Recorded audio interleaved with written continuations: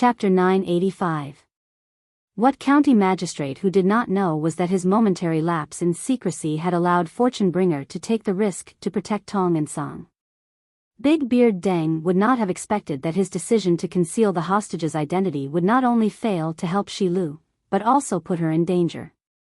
If county magistrate who knew that the hostage was not Jiang Yage, he would not have had the idea of killing Tong and Song, and would have communicated with Fortune Bringer about the matter.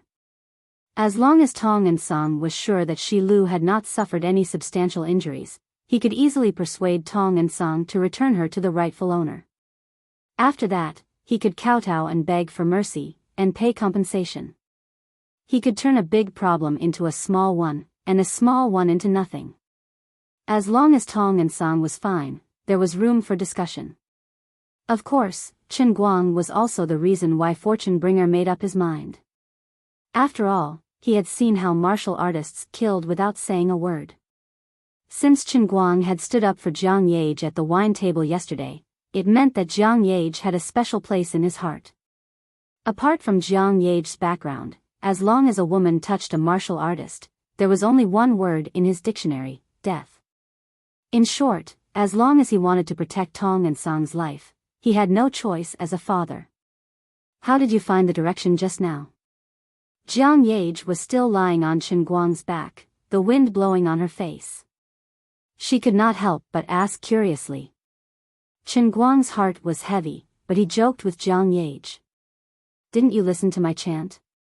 This is a very advanced martial art that I've cultivated. It's similar to 1,000-mile sound transmission, and it stimulates the guidance of spiritual energy to find the spiritual energy left behind by that group of people when they passed by. It's all kinds of emotions, such as fear and nervousness. It's also mentioned in approaching science. When a person's brain is in a state of thought and emotional fluctuation, it will release brain waves. This kind of brain wave will affect the things around him. It's very weak, but it can leave traces. I can see it. Old Master Guang was getting more and more familiar with swindling people, and he could easily make up lies. Swindling, continue swindling. What kind of damned incantation is that? Mother Earth is tricking me. May the holy light guide me. You think I've never played World of Warcraft before? You put the druid and the paladin together. Jiang Yage saw through Chen Guang's scheme. Old Master Guang felt extremely awkward. How could he not be slippery when he often walked by the river? He had used too many tricks, but he didn't expect to meet someone who knew the ropes and exposed him on the spot.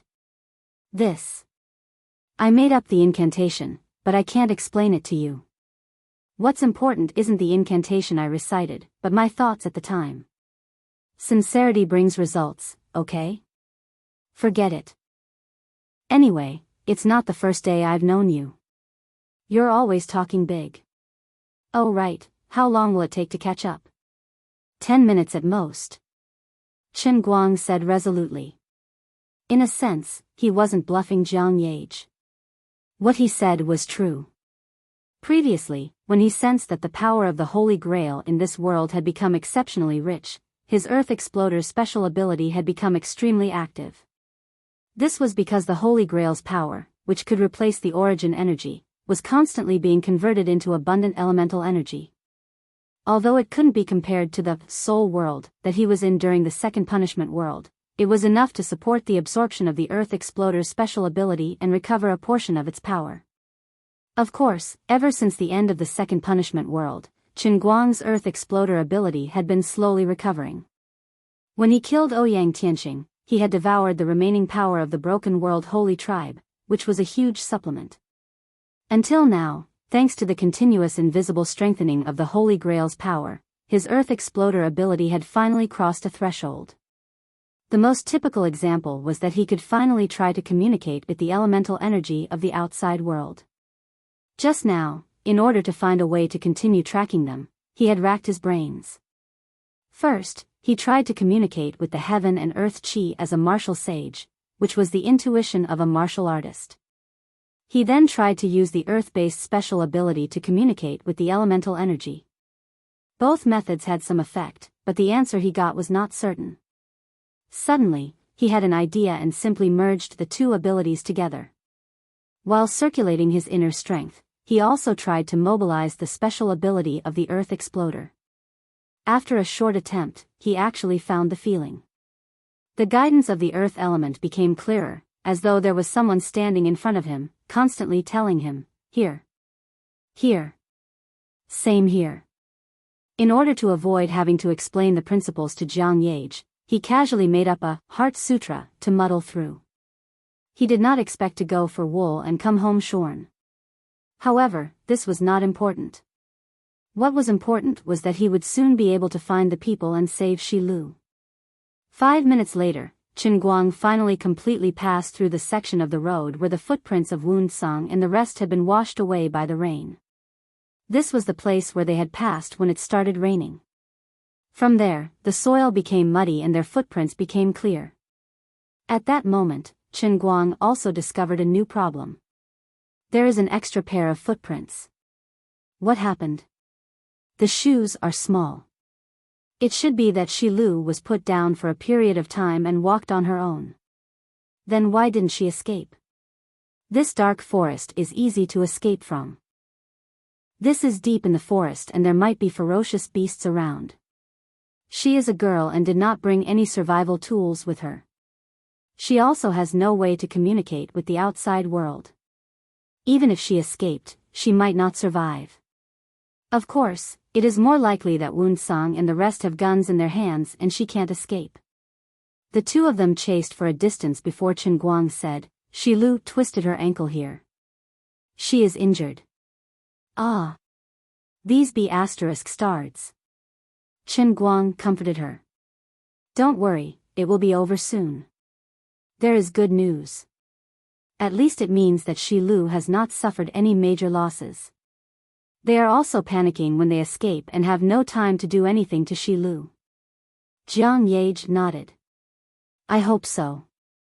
Further ahead, Wu Song's group of 9 and Shi Lu, who were supposed to be escaping in a panic, stopped in their tracks and looked ahead with a face full of fear. Dark green lights were slowly rising from the dense forest in front of them like fireflies. These firefly lights were in pairs and most of them were less than half a meter from the ground. A low, hoarse groan came from all directions, accompanied by the sound of rustling. The heavy rain was still pouring, but it could not cover up these strange sounds. The starlight and moonlight were still shining brightly in the sky, but it made everyone feel even more fearful in the shadows. The green lights were getting denser and denser. They were in all 4 directions of the dense forest. Hu Zi took out his saber from his waist. His teeth were chattering. Brother Bao, wolf pack. What a huge wolf pack. He would never forget the story his father told him. Never run around in this forest in the middle of the night. Because you would never know when the wild wolves would quietly surround you. They were 100 times scarier than lone bears, tigers and wild boars. Your grandfather, your great-grandfather, your great-great-grandfather, they all died in the hands of the wolf pack. Hu Zi licked his lips. Dad, you forgot to mention one person. That's yourself. Am I coming too now? Such a huge wolf pack was beyond his knowledge. Shi Lu instinctively wanted to hide in the middle of the crowd. She was so nervous that her legs were trembling and she had no strength left in her. Everyone stand up straight. We cannot fall. We must not fall. The wolves are more cunning than you think. They have quietly surrounded us. They haven't attacked us yet because we seem to be in good spirits. However, once someone falls down, they will think that we are weak. They will rush up and bite us to death without hesitation. I have never seen such a huge wolf pack. There are at least 70 to 80 of them. There might be more lurking around the perimeter. There are hundreds of them. There must be an extremely powerful wolf king in this pack. The intelligence and strength of such a wolf king is at least a few times that of a normal alpha wolf. Hu Zi shouted loudly, trying his best to make his voice sound powerful. He was bluffing. Shi Lu pinched her thighs tightly. 2 streams of tears mixed with the rainwater flowed down to the ground. There were too many wolves. Am I going to die here in the end? Zi. What should we do now? Nan and Sung clenched the gun in his hand tightly. His breathing was as heavy as a bellow. He would never have thought that his casual joke would become a prophecy. Although he was not a hunter, as a native of Whitewater River County, he knew how terrifying a pack of hundreds of wolves was. Zi's eyes turned rapidly. He frantically searched his mind for the survival method taught by his ancestors. His eyes looked around frantically. It was impossible to rush out. There was only one way. That was to climb up the tree and wait for others to bring heavy firepower to rescue them. His eyes drifted to a foot-thick tree about 4 to 5 meters away from the group. This was a dense forest. There were many trees around them that they could climb. The tree that Zi had chosen was rather large. It was not the closest one, but because of its special branches, it was the easiest to climb. The rainwater had made the tree somewhat slippery. But with the hook at his waist, he should be able to climb up. If he moved faster, he could probably pull Brother Meow up as well. As for the others, the 8 immortals crossed the sea and each displayed their own abilities. Everyone prayed for their own luck. After all, as long as Brother Meow's life was preserved, his father would definitely come to rescue him. However, they couldn't act rashly now. Once they showed any signs of escaping, the cunning wolves would definitely pounce on them in an instant. At that time, shooting would be of no use. Blood would only stimulate the wolves' ferocious nature. As long as the Wolf King did not die, it would not care about the lives of the weak wolves in the vanguard. It would only command the other wolves to attack like waves. Brother Meow, I have an idea. Say it.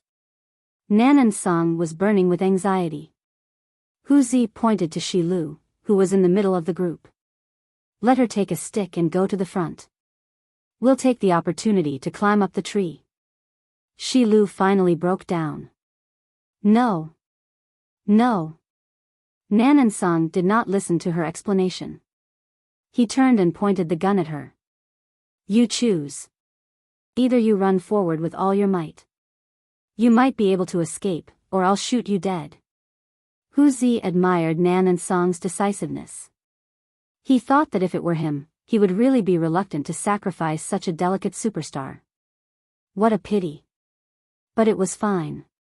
Her flesh was more tender, and the wolves liked it more. Shilu faced the gun and looked at Nan and Sung's ferocious expression. Give her a stick. Nan and Sung pouted and said, I'll give you 3 seconds to consider. Either you run out yourself, or I'll shoot you dead and throw your corpse out. To me, the effect is the same. Zi secretly gestured to Nan and Sung. Nan and Sung and Zi understood each other. In fact, that was what he had planned to do. When Jiang Yage ran a few steps forward and was about to reach the wolves, he would shoot her from behind. At that time, the blood splashing from her body would definitely attract all the attention of the wolves in a short time. Shilu knew that she had no other choice. She took the metal stick from a man and held it tightly in her hand. She wanted to live, not die. Taking a deep breath, she yelled crazily and waved her iron rod. She staggered and rushed towards the wolf step by step. Ah! Ah! Ah! Ah! Sure enough, the wolves' attention was attracted to her. The howling became louder, and the green glow under the night sky became lower. Zi saw the opportunity and gave Nan and Sung a look. He then shouted in a low voice, Brothers, quickly think of a way to climb up the tree. These trees are very old and there are many scars on them. Just dig and you'll be able to climb up. It's very easy to climb. Without caring about the others, Zi turned and quickly ran towards the tree he had chosen earlier. Nan and Sung followed closely while the others pounced on the nearest tree. They didn't care about the size of the tree. They grabbed a tree and tried to climb up. Zi took out a metal hook from his waist and held it in his hands. He used each hand to hit the tree trunk and climbed up. Don't worry, Brother Nan.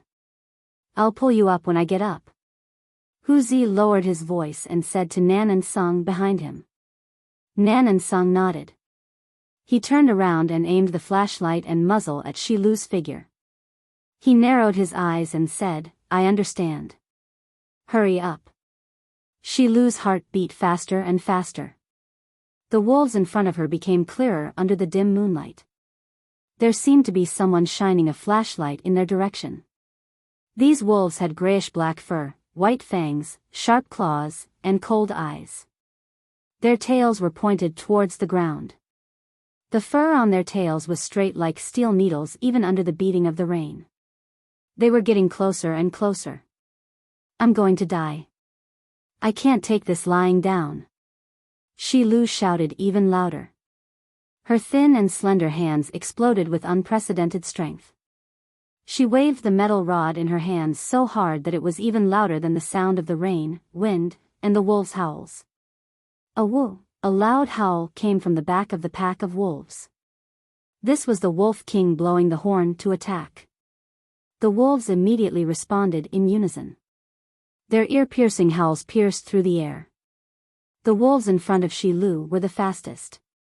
They first lowered their bodies slightly, then exerted force with their hind legs and sprang forward. Nan and Sung used his left ring and middle fingers to hold the flashlight. His left index finger supported the bottom of his right wrist. His right hand had never been so steady.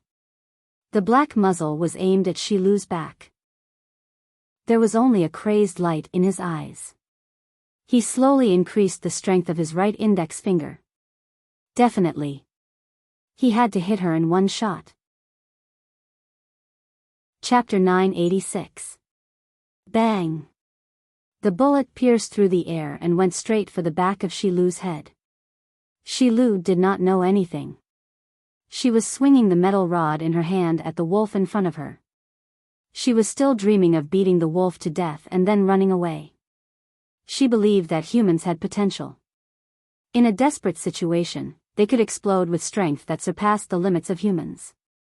Unfortunately, she was just a mortal and her potential was limited. She did not know that there was a fatal bullet flying towards the back of her head. The speed of a bullet from a handgun was about the speed of sound. She would probably be dead the moment she heard the gunshot. As for Song, he did not look at Shi Lu's situation after shooting. Instead, he turned around and took the rope that Hu Zi threw down from the tree. He held onto it tightly and arched his back, preparing to climb up the tree. The feel of this shot was too good. It made him very confident. He was glad that he did not waste his time when he had the chance to practice shooting in the past. He thought that he was quite talented in this. Poof! At this moment, a muffled sound came from Shi Lu's direction. Sung thought that Jiang Yage was probably dead. He then turned to look at Shi Lu's direction. The next moment, he was stunned. Shi Lu was still standing there, but she had already turned her head. Even though the night was dim, Sung could tell that her head had not exploded. She was indeed looking back at him. What was going on? What was going on? Why wasn't she dead? Did I miss? That was impossible. The wolf pack was still pouncing towards Shi Lu. They bared their teeth and were unusually fierce. But the strange thing was that every time these wolves got close to Shi Lu, they would howl and fly backwards without warning. It was as if something had hit them on the head, or as if they had hit an invisible wall. What the hell? Song was so shocked that he even forgot to climb up the tree. The wolf pack was also ferocious.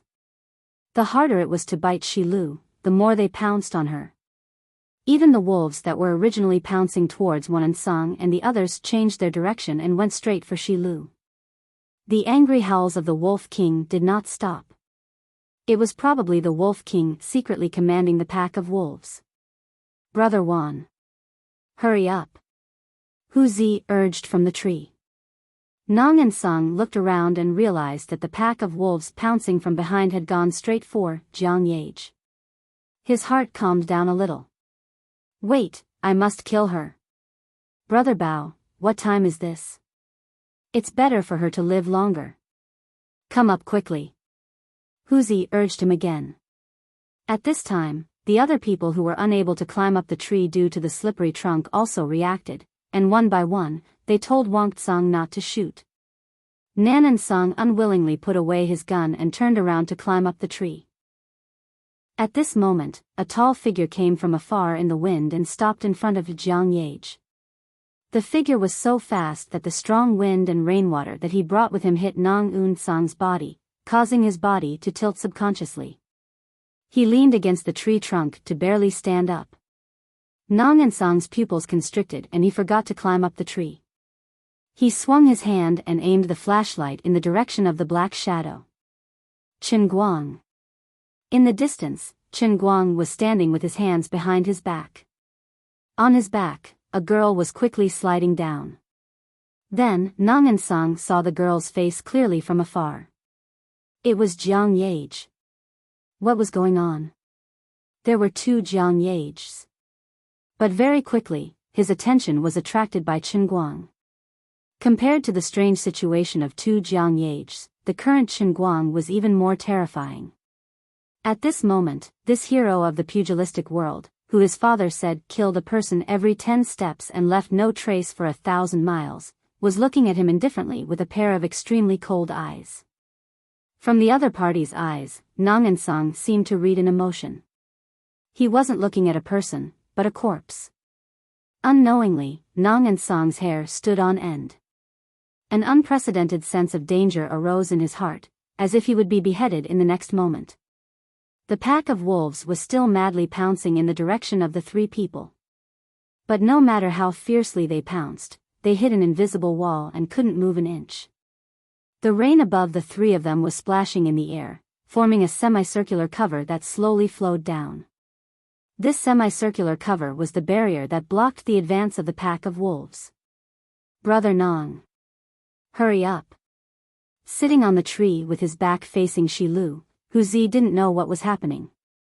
He was still desperately urging Nong Un Song to pull him up. The others, regardless of whether they were on the tree or not, were all staring blankly in the direction of Chen Guang. Only then did Huzi realize something was wrong. He turned his head and then froze on the tree, forgetting to continue pulling the rope. My God. Nong Un Song finally broke free from his fear. He raised his hand and gun and shouted hysterically, "Kill him! Kill him!" Bang, bang, bang. He aimed his gun in the direction of Chen Guang and pulled the trigger crazily. The other two people also took out their guns from their pockets and fired in the direction of Chen Guang. But something that made them feel despair happened. In the distance, Chen Guang still had his left hand behind his back, but he stretched out his right hand with his palm facing forward and his 5 fingers spread out. A silent but visible vibration was emitted from his palm, causing the water that was slowly flowing down the wall to scatter in all directions. Under the light of the flashlight, the water droplets that were blown away were crystal clear and extremely alluring. But under this different kind of beauty, there was a scene that made people despair. All the bullets that were shot by the 3 pistols, other than the ones that flew off, were all shot in the right direction. It was as if they had shot into a transparent quagmire, quietly floating in the air in front of Chen Guang's 5 fingers. The scattered bullets seemed to be embedded in the invisible air barrier in front of Chen Guang. Click, click sounds came one after another. He didn't know when, but the gun in Nong Song's hand had already fired all the bullets. The gun barrel was burning hot, but his heart was piercingly cold. Similar sounds came from the direction of the other 2 gunmen. There were no more bullets. Unfortunately, their crazy shooting had no effect. Chen Guang was still in the same posture with his right hand in front of him, but the bullets floating in front of him had become more numerous. Rainwater continued to pour down from above the dense forest, hitting the circular energy cover before flowing down. When it passed by the bullet floating in the air, it was sliced to the sides, but then flowed through the middle of the bullet in an extremely orderly circular arc. Time seemed to have completely stopped at this moment. Even Jiang Yage, who was standing behind Chen Guang, and Shilu, who was sitting paralyzed on the ground and turned her head to look in this direction, were completely stunned. There was no sound between heaven and earth, not even the rain dared to come close. Perhaps only the wolf pack, who didn't know what was happening, was still madly attacking in vain. Nongsong unknowingly dropped the gun in his hand and knelt on the ground. I beg you, don't kill me. I know I was wrong. I beg you. He finally completely believed what his father had said. There really were heroes in this world. In a sense, the power that Chen Guang had displayed was even more terrifying than the heroes in television dramas. It was almost like immortal arts and evil arts. He finally understood why the first Jiang Yage didn't die after the first shot. It must have been because he shot a drop of water from afar that caused the bullet to deviate. Why was I so stupid? How could I dare to provoke such a person? He knelt on the ground and hammered his head into the mud in front of him again and again. The others weren't much better. They all followed Nongsong's actions and knelt on the ground, kowtowing crazily. Even the wolf pack, which had never stopped attacking, was forgotten by these people. Chen Guang's attention wasn't on them. He just waved his hand impatiently. Beg for mercy? It's too late. He flicked the fingers of his right hand, as if he was shooing away flies. The bullets floating in front of him instantly turned around and flew backward, even faster than when he fired the gun. The effect of fusing the dart technique with the release of inner strength was unexpectedly good. It was accurate, fast, and ruthless, and it even had the range effect of multiple shots. 9 consecutive sounds of flesh being pierced were heard, and a bloody hole suddenly appeared between the eyebrows of Dan and Song, Hu Zi, and the others. Then, they didn't even have the time to scream before they silently fell to the ground. Those who had already climbed up the tree fell with their heads up and fell to the ground like a piece of torn cloth. There was no more sound. Jiang Yage and Shi Lu both covered their mouths. The two girls didn't expect Chen Guang to kill them so decisively. All right, stop daydreaming here. It's not over yet. It's just a few bastards that died, it's not worth mentioning. Chen Guang turned around and waved his hand casually. As Jiang Yage helped Shi Lu up, she asked in confusion, aren't these wolves unable to pounce on us? What's there to be afraid of? Chen Guang rolled his eyes. You think it's easy for me? Inner strength is free. Cabbages. These wolves aren't simple. As Chen Guang spoke, he pulled the two behind him and looked around with a serious expression. Jiang Yage muttered to herself, what's so strange about it? Aren't they just wild huskies? Of course, she only thought about it in her heart. She wouldn't say it out loud. Shi Lu clenched her fists and curled up behind Chen Guang. Her heart was pounding. Just now, when she was about to swing the stick at the wild wolf in front of her, she heard a poof at the back of her head. Then, a gust of wind brushed past her face. Something flew past her ear and cut off a chunk of her hair. Almost at the same time, she heard a gunshot and knew that Song had shot at her. But at this moment, she still didn't know why the bullets missed. Just as she turned back to look at Song, under the illumination of Song's flashlight, she saw with her own eyes 2 water droplets shooting from the side behind her, hitting the heads of the wolves that were pouncing over and sending these terrifying beasts flying. Only then did she understand that someone had used the water droplets to help her block the bullets. Then, Chen Guang carried Jiang Yage on his back and descended from the sky. Then, Jiang Yage came down from his back. Jiang Yage had just landed on the ground when gunshots rang out again. This time, they came from more than one direction.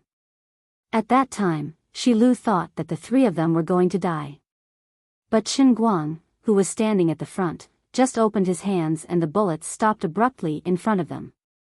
Before she could react to what was going on, the bullets flew out again. Song and the others, who were extremely vicious in her eyes, died on the spot. All of this happened too quickly and didn't give her much time to think. Shi Lu, don't worry. It's fine. With him here, we're very safe.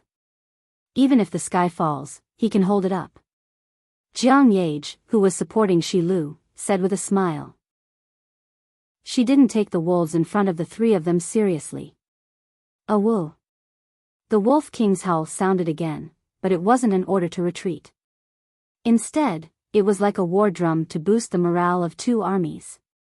The wolves that were advancing in waves were getting closer. They didn't show any signs of retreating. Instead, they became even crazier. Under the Wolf King's command, the wolves didn't attack the 9 corpses on the ground. Instead, they continued to surround Qinguang and the other 2. More and more wolves were densely packed. It was a sight that made one's teeth ache. Qinguang, hurry up and kill them. Jiang Yage didn't understand why Qinguang looked like he was facing a great enemy. Although the wolves were scary to ordinary people, she didn't think that these big dogs could pose a threat to him. However, Qinguang paid no attention to her and continued to look at the wolves. Actually, before he came closer, he had a faint feeling that something was wrong.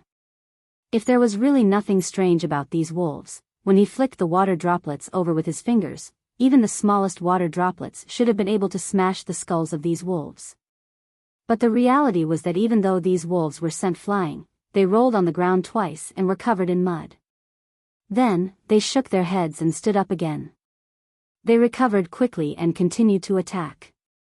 Qinguang focused his attention and kept the internal energy and superpower in his body in a highly active state. He sensed an extremely familiar scent from these wolves. It was elemental energy.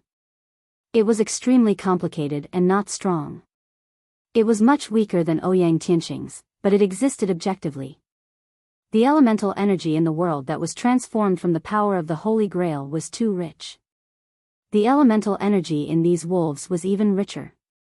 They had mutated. At this moment, Shi Lu, who was supported by Jiang Yage, heard Jiang Yage talk to Qinguang like that and felt an indescribable sense of envy in her heart. But she knew that it was useless. Jiang Yage and Qinguang had known each other when they were down and out. They were true friends who had gone through thick and thin.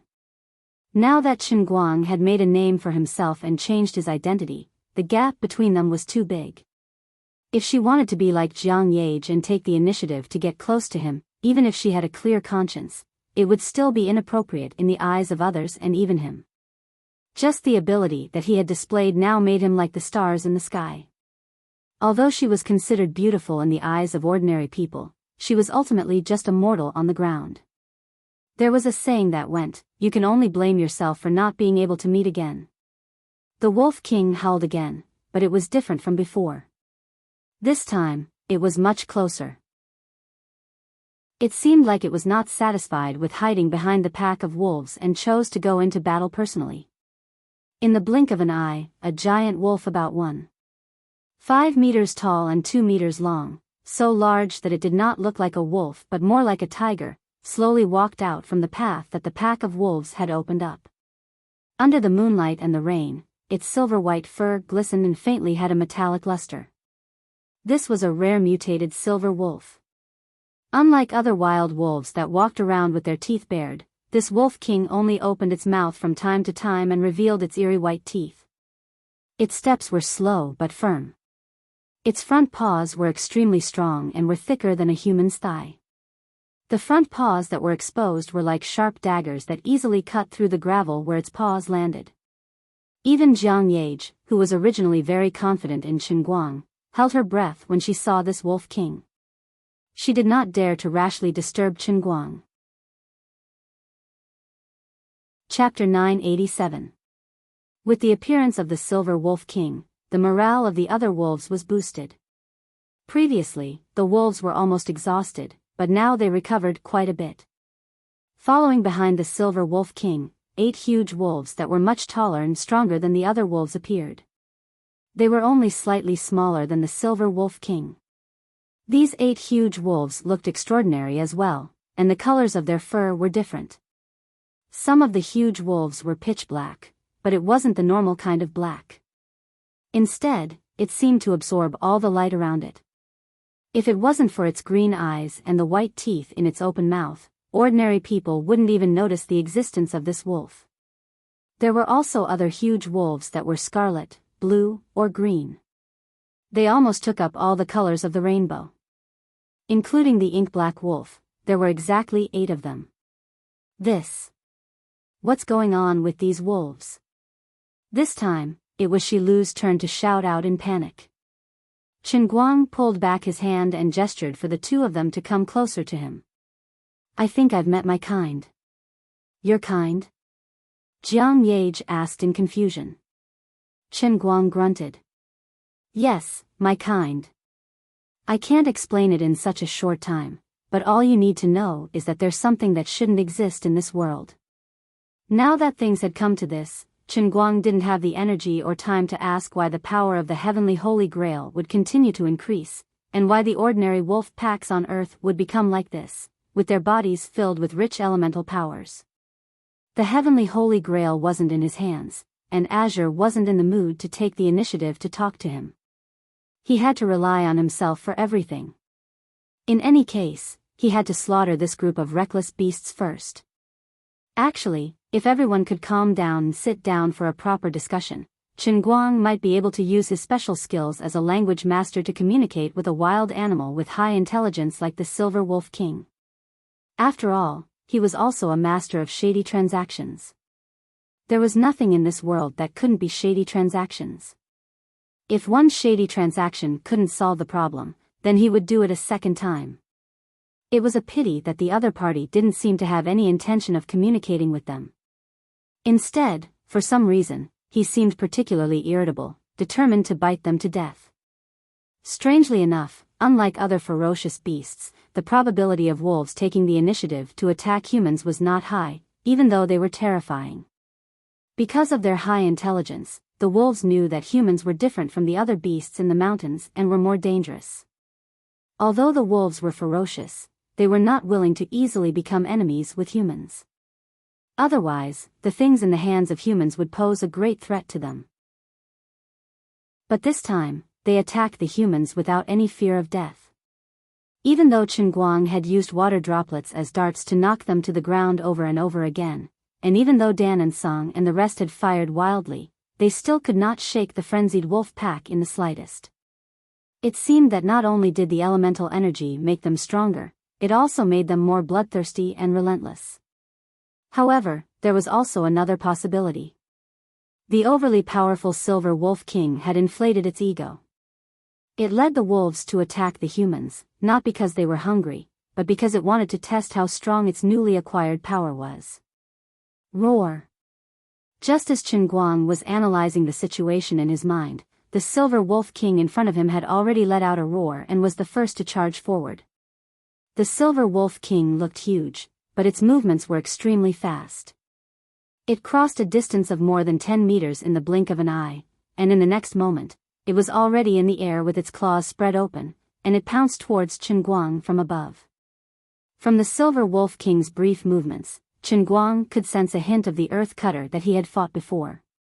However, it did not have the earth element in its body, but an even sharper type of elemental energy, which was a little metallic. As the Silver Wolf King led the charge, the other wolves around it also charged forward in unison, as if they were going to launch their final attack.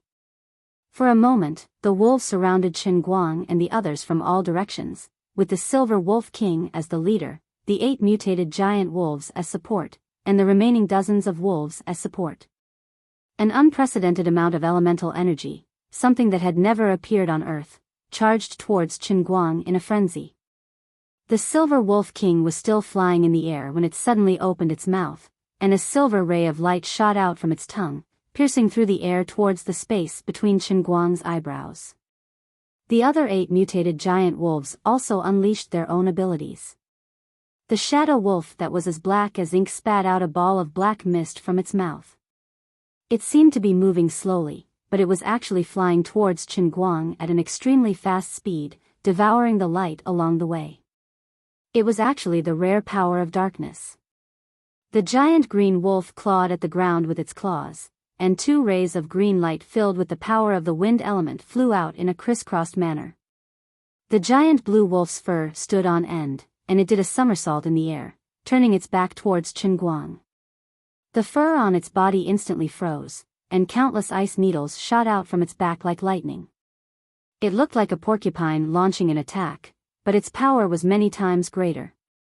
The giant red wolf was of the fire element, and it opened its mouth to spit out a fireball. The fireball grew in the heavy rain, illuminating the surroundings as it swept towards Tang Wulin.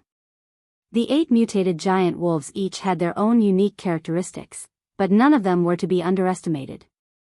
As for the other wolves, although they were not as strong as the Silver Wolf King and the mutated giant wolves, many of them also displayed special abilities brought about by the power of the elements.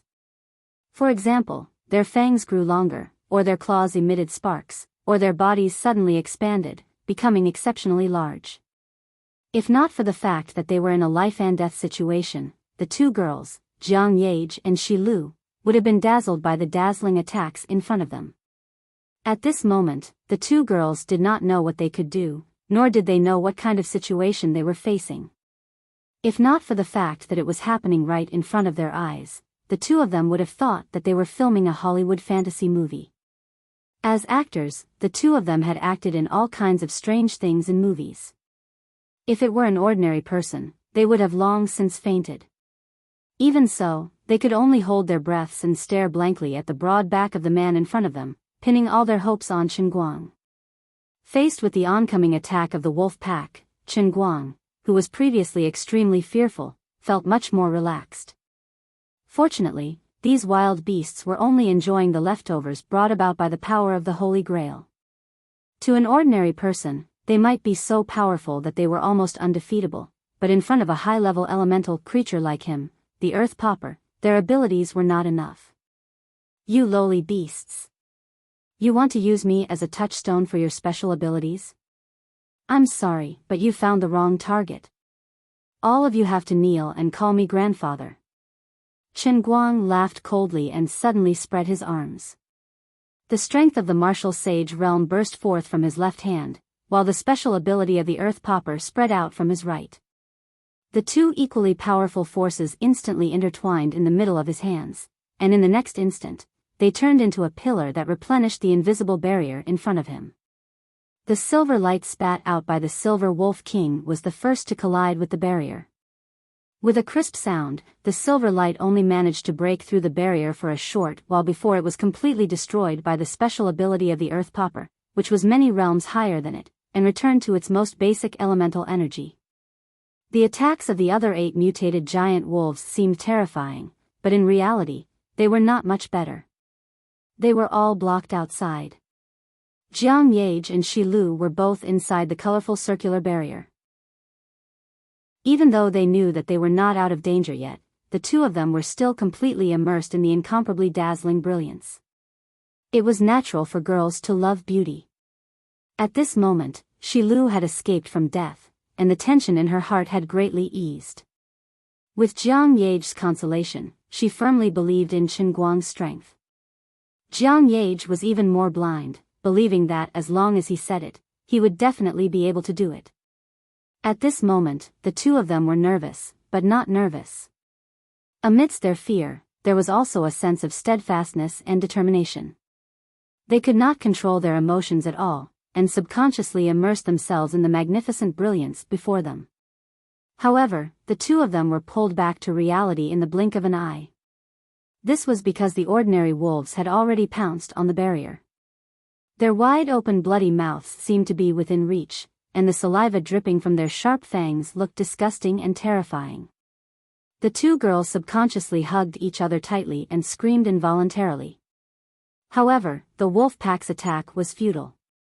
Unlike the previous attacks that were only blocked and bounced off, the invisible barrier that was once again fused with an even more powerful inner force and earth elemental energy wrapped around these reckless wolves.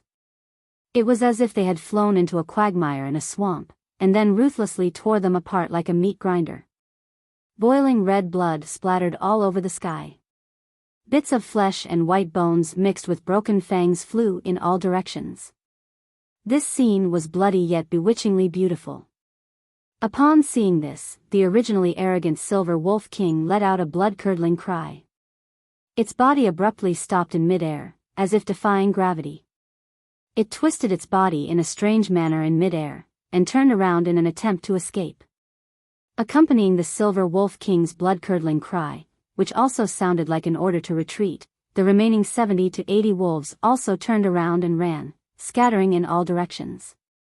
With the heavenly Holy Grail in his hand, as the world's most powerful martial artist, as well as the ultimate elemental form of the earth marmalade exploder, Qin Guang, who could be mentioned in the same breath as a god emperor, how could he lose to these mutated beasts that had eaten his leftovers? Beasts were still beasts after all. If they really had the intelligence of humans, they would have known from the beginning that they were no match for Qin Guang. By the time they finally realized that they had found the wrong opponent, it was already too late. Qin Guang's eyes were bloodshot. Since he had run into these mutated beasts, he could not let even one of them escape. Otherwise, if ordinary people ran into them, even an armed army might not be able to deal with them. Trying to run? No way. Qin Guang stomped his right foot heavily on the ground. Chapter 988. The wild wolves that were on the periphery were the first to collide with the wall. These beasts did not know how powerful the wall was and only tried to scratch with their claws. However, as soon as their claws reached in, they were instantly wrapped up by the quicksand on the surface of the wall, unable to escape. Qin Guang snorted coldly. He spread open the fingers of his right hand and clenched his fist. Sand-binding coffin. Following his shout, the wild wolves that were caught in the quicksand wall all screamed and exploded in the sand, as if they had been crushed by a giant's fist. You're running your mouth again. You think I haven't seen Naruto before? Jiang Yage, who had calmed down again, immediately exposed this guy who was too lazy to give a name to his ultimate move. Although she did not know how he did it, nor did she understand what kind of ability it was, Jiang Yage subconsciously understood that this was definitely not something that could be explained by a simple inner force martial artist. However, this was not important at all. He was Qin Guang anyway. Even if he could open his mouth and swallow the sun into his stomach, there was no need to make a fuss about it. The remaining wolves knew that they were powerful and immediately stopped in front of the quicksand wall. They did not dare to move an inch forward, but the wall was too high for them to jump over. The Silver Wolf King and the 8 mutated giant wolves also rushed to the front of the quicksand wall. These 9 giant wolves were quite capable.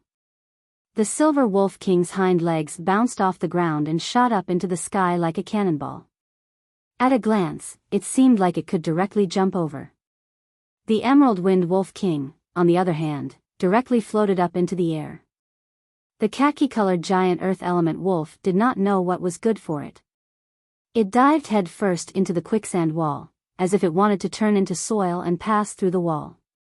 Unfortunately, as soon as its elemental power came into contact with the power of Qin Guang's kind, which was countless times higher, it was instantly suppressed and died on the spot. On the other side, the Silver Wolf King rushed higher and higher. Just as it was about to escape, the quicksand wall suddenly expanded under Qin Guang's secret control. It shot up into the sky, and the top continued to gather above Qin Guang's head. In the blink of an eye, the quicksand wall had become a pot lid, covering the 3 people and the remaining 60 to 70 wolves. This move could also be called closing the door and beating the dog. Qin Guang turned around and shrugged at Jiang Yage and Shi Lu. Why don't you close your eyes later? The next scene is a little bloody and not suitable for children. After saying that, he turned around and walked forward, cracking his knuckles. Despairing, the Silver Wolf King turned around and pounced. This time, Qin Guang did not use his superpower. His martial sage realm genuine chi burst out and he used the real martial sage unique skill, true martial divine skill. His body was indestructible. He stretched out his hands and grabbed the upper and lower jaws of the Silver Wolf King. His fingers locked onto its teeth and tore them apart. Die! The Silver Wolf King was torn in half. A merciless massacre had officially begun. From start to finish, it took less than a minute. When the wall of quicksand returned to the ground, all that was left was a ground covered in blood and broken wolf corpses. Qin Guang returned to the stunned Jiang Yage and Shi Lu and shrugged. I'm sorry, I didn't want to make it so bloody. Actually, I used my other ability to maintain the wall of quicksand. I don't have much inner force left, so I could only rely on my physical body to solve the problem. I didn't scare you, did I? Jiang Yage and Shi Lu shook their heads in unison against their will. But soon, Jiang Yage vomited with an "oh," while Shi Lu burst into tears. She was scared out of her wits. Shi Lu cried for a few minutes until her tears were almost dry. Then, she looked around and began to vomit again. Jiang Yage didn't cry, but in a few minutes, she vomited all the stuff in her stomach, and her bile was almost gone. Qin Guang did not rush them. He stood behind them and patted them on the back. Then, he sat down cross-legged on the ground. Anyway, the military police of Baishui County were approaching quickly, so he might as well wait for them here. Of course, it was not because he wanted to wait for someone, but because, although it was easy for him to deal with the wolves, he had used up a lot of his inner force and superpower. Ever since he cultivated the true martial skill and became a martial sage, Qin Guang had not felt empty in his stomach for a long time. Now that he was feeling weak, he was not used to it. Thus, he seized the time to meditate. On one hand, he was trying to recover his inner force as soon as possible. On the other hand, after the wolves died, the elemental power in their bodies was slowly released. Although Qin Guang could only absorb the earth elemental power, other than the Silver Wolf King and the 8 mutated giant wolves, the elemental power in the bodies of the other wolves was very heterogeneous. Among the various elemental powers that were released after their deaths, there was more or less some earth element. Even the relatively pure Silver Wolf King and the 8 mutated giant wolves had a lot of impurities in their bodies. Otherwise, their ranks would not be so far apart from Qin Guang. He was the original and only great earth exploder in the endless realm of the gods. Although the name wasn't very elegant, it was actually like the stone monkey that had existed since Pangu created the world, standing proudly above the East Sea, and was born from the 5-colored stone left behind by Nuwa when she patched up the heavens. The Great Earth Exploder was the highest rank of elemental life that had never appeared in the endless realm of the gods. The elemental power in its body was also 100% pure. However, those that were lower than it, such as the Great Earth Chaotic Being, had not reached absolute purity. Perhaps it was 99% and N9s after it.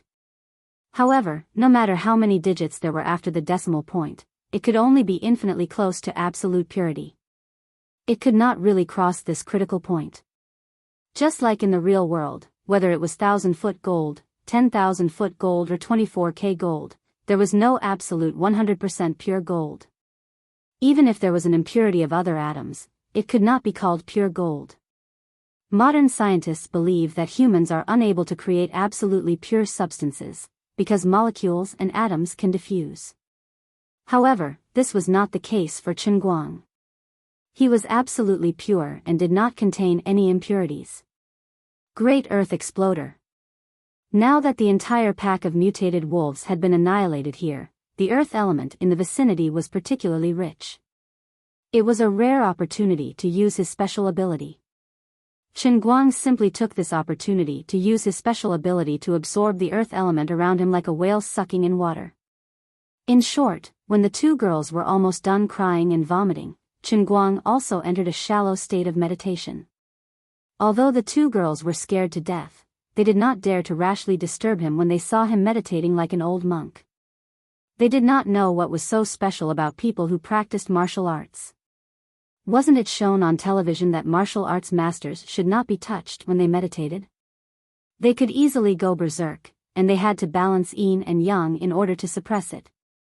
Jiang Yage turned her head to look at Shi Lu and thought to herself, I must not touch him. I must definitely not touch him. Otherwise, it would be too terrifying. Someone would definitely die. As for whether it would be one more or one less life, it was not certain. If his output was a little larger, maybe there would be 2 more lives. But I would definitely faint, and so would Shi Lu. When others came over and found this guy in the F***CK, it would really be unimaginable. Unconsciously, Jiang Yage pulled Shi Lu further and further away, at least maintaining a distance of 5 or 6 meters from Qin Guang. Sister Yarge, we are, Shi Lu said with a trembling voice. She was a little scared when she was far away from Qinguang. Jiang Yage patted her on the shoulder. Don't worry. All martial arts masters are like him. When they are tired of killing, they have to quickly meditate and chant scriptures to avoid having inner demons in their hearts. Shi Lu suddenly understood. I see. It's so hard for him. Jiang Yage rolled her eyes. Hey, what hard work? He's just pretending to chant scriptures. Forget it, let's not disturb him. It's really a little cold. Shi Lu nodded. Leaving Qinguang's side, he didn't use his internal energy to block the rain. The two of them had been drenched all the way until now, and their bodies were really cold. Achoo! Achoo! The two of them sneezed one after another. After a while, the rain in the sky suddenly stopped. The moonlight shone down and sparkled. If it weren't for the muddy ground, no one would have imagined that there would be a downpour in this forest tonight. However, Jiang Yage and Shi Lu didn't have a chance to warm up. The rain stopped, but the wind inexplicably became stronger again. At the same time, a strange wind blew from all directions and gathered in Qinguang's direction. Jiang Yage and Xia Lu could see this strange phenomenon because they found that the leaves around them were all floating in the direction of Qinguang at the same time. These leaves were wrapped in the wind and kept floating toward him. They gathered around him and spiraled up above his head, almost forming a tornado that swept up to the sky. What the hell is this? Jiang Yage was dumbfounded. Shi Lu's teeth were chattering from the wind. She had already suffered a great shock tonight, and she had to endure all the way here. Now, she had caught a cold, and the ground was covered in blood. Her willpower was still strong, and if it was someone else, they would have already given up. Jiang Yage reluctantly helped her up and sat on the ground with their backs against the tree. She couldn't care less about the muddy ground under them. Qinguang also didn't expect that eating some soil would cause such a big commotion. Although it was a shallow meditation, it was only to guard against murderous aura and killing intent. As for the wind and rain, it wasn't within his scope of consideration. He didn't know that because of his crazy absorption of elemental energy, it caused a tornado to form around his body. This went on for more than half an hour before he finally stood up in a refreshed state. His inner force had recovered by more than half, and the Earth Burster's ability was a great supplement. It was even more nourishing than when he swallowed Ouyang Tianqing's ability. Anyway, Qinguang didn't want to leave a mouthful of soup for others to drink. He could absorb the Earth Elemental ability, and it was rare for him to be able to set up a stance. He might as well absorb it all, until the concentration of the Earth Elemental energy could no longer support his absorption, and he could barely feel its existence. At this time, he still didn't know that he had actually absorbed all the Earth Elemental energy in the surrounding thousands of miles. Elemental energy was different from air. It could be said to be invisible, but it was also tangible, and much lighter than air. The range of the elemental energy that Qinguang absorbed was huge. The Earth Elemental energy came from all directions at an extremely fast speed, many times faster than the speed of sound. However, the wind it brought was not that fierce, and it was a bit like electrolytic ions flowing through a solution. He stretched lazily and shouted, "Awesome." Then he began to look around for Jiang Yage and Shi Lu, shouting, "We can't wait for them. Let's go back." 3 minutes later. F***CK. Curry, curry, curry. He ran under a big tree and dug away the thick layer of leaves that had almost piled up into a grave. He looked at the two girls hiding behind the tree with blue lips, hugging each other for warmth, but failed miserably and fainted from the cold. Qinguang's heart ached so much that he couldn't breathe. What suffering! Chapter 989. After a while, he transferred qi to the two of them, used his inner force to help them get rid of the frostbite in their bodies, and hurriedly used his earth ability to build a cave around the three of them to block the wind. Then, Qinguang used the all-encompassing inner force of the true martial divine skill that could change attributes at will to form a flaming saber. He weakened the power and slashed at the extremely sturdy cave wall. Eat the first form of my flaming saber. Eat the 77th form of my flaming saber. In short, the cave warmed up just like that.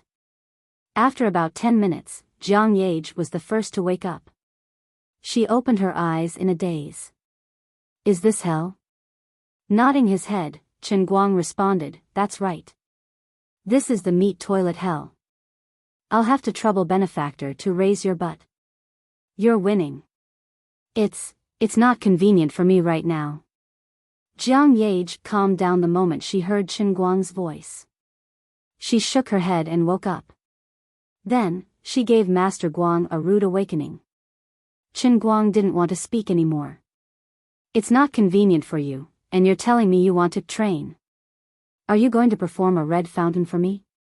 Jiang Yage was bashful. I just came, a day early. It was frozen out. As she spoke, she touched Shilu's forehead. Oh my God. It's so hot. It's at least 50 to 60 degrees. She's burning up so badly. Shut up. If it's 50 to 60 degrees, it's almost done. Don't be so surprised. I just used the weakened version of the flaming saber to add some heat to the two of you. The heat hasn't dissipated yet. Jiang Yage nodded. Okay, but aren't you afraid of being sued for copyright infringement? Isn't this Zhou Maji's Kung Fu? Can you think of a more reliable name? Why do you even read the demigods and semi-demons? Why do you see through my nonsense every time?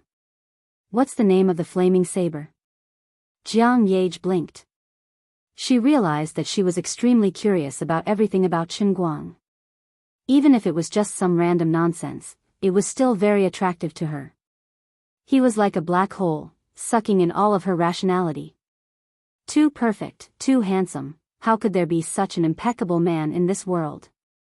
I'm so lucky to be born in this era and to be able to meet him at the best age.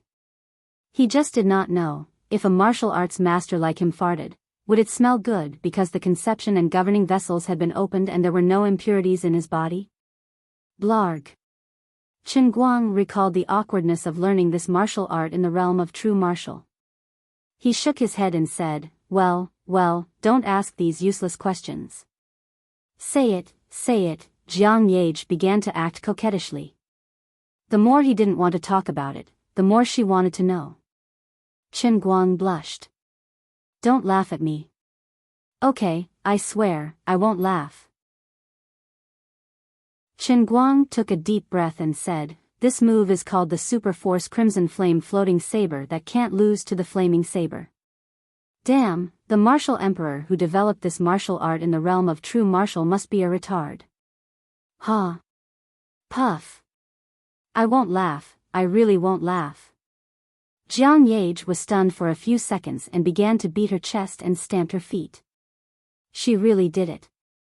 She really endured it, but her chest was almost hammered flat. Chen Guang sighed. In fact, the retarded martial art he learned in the realm of true martial was far more than this. He also had 10 unique skills.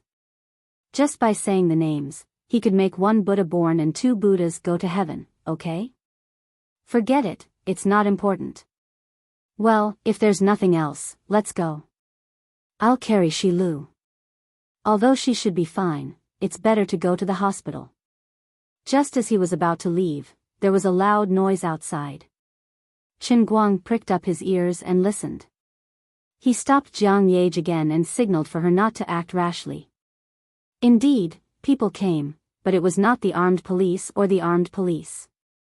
The faint human voice drifted in from outside. It was the voice of Fortune Monger. Like father like son, Bao Song had become a malignant tumor, and his father, Fortune Monger, was to blame.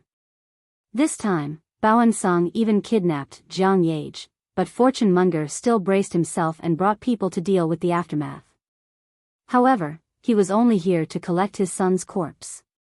Boss, what situation is this? Why are there so many wolf corpses? Ma Song, why are you asking me? How would I know? My God, what the hell is going on?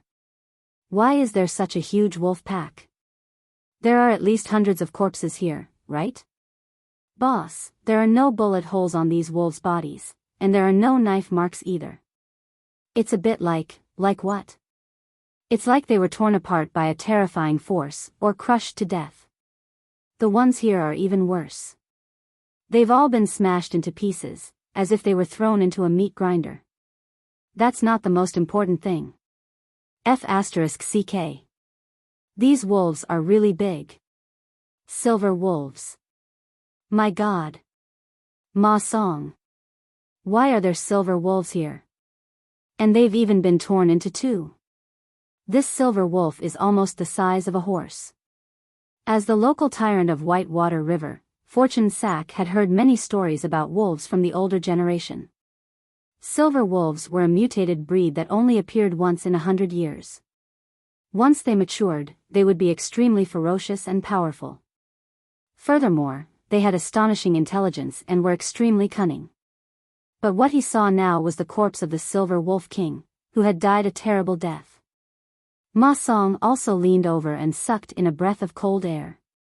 Fortune Monger stomped his feet anxiously. Quickly search the vicinity.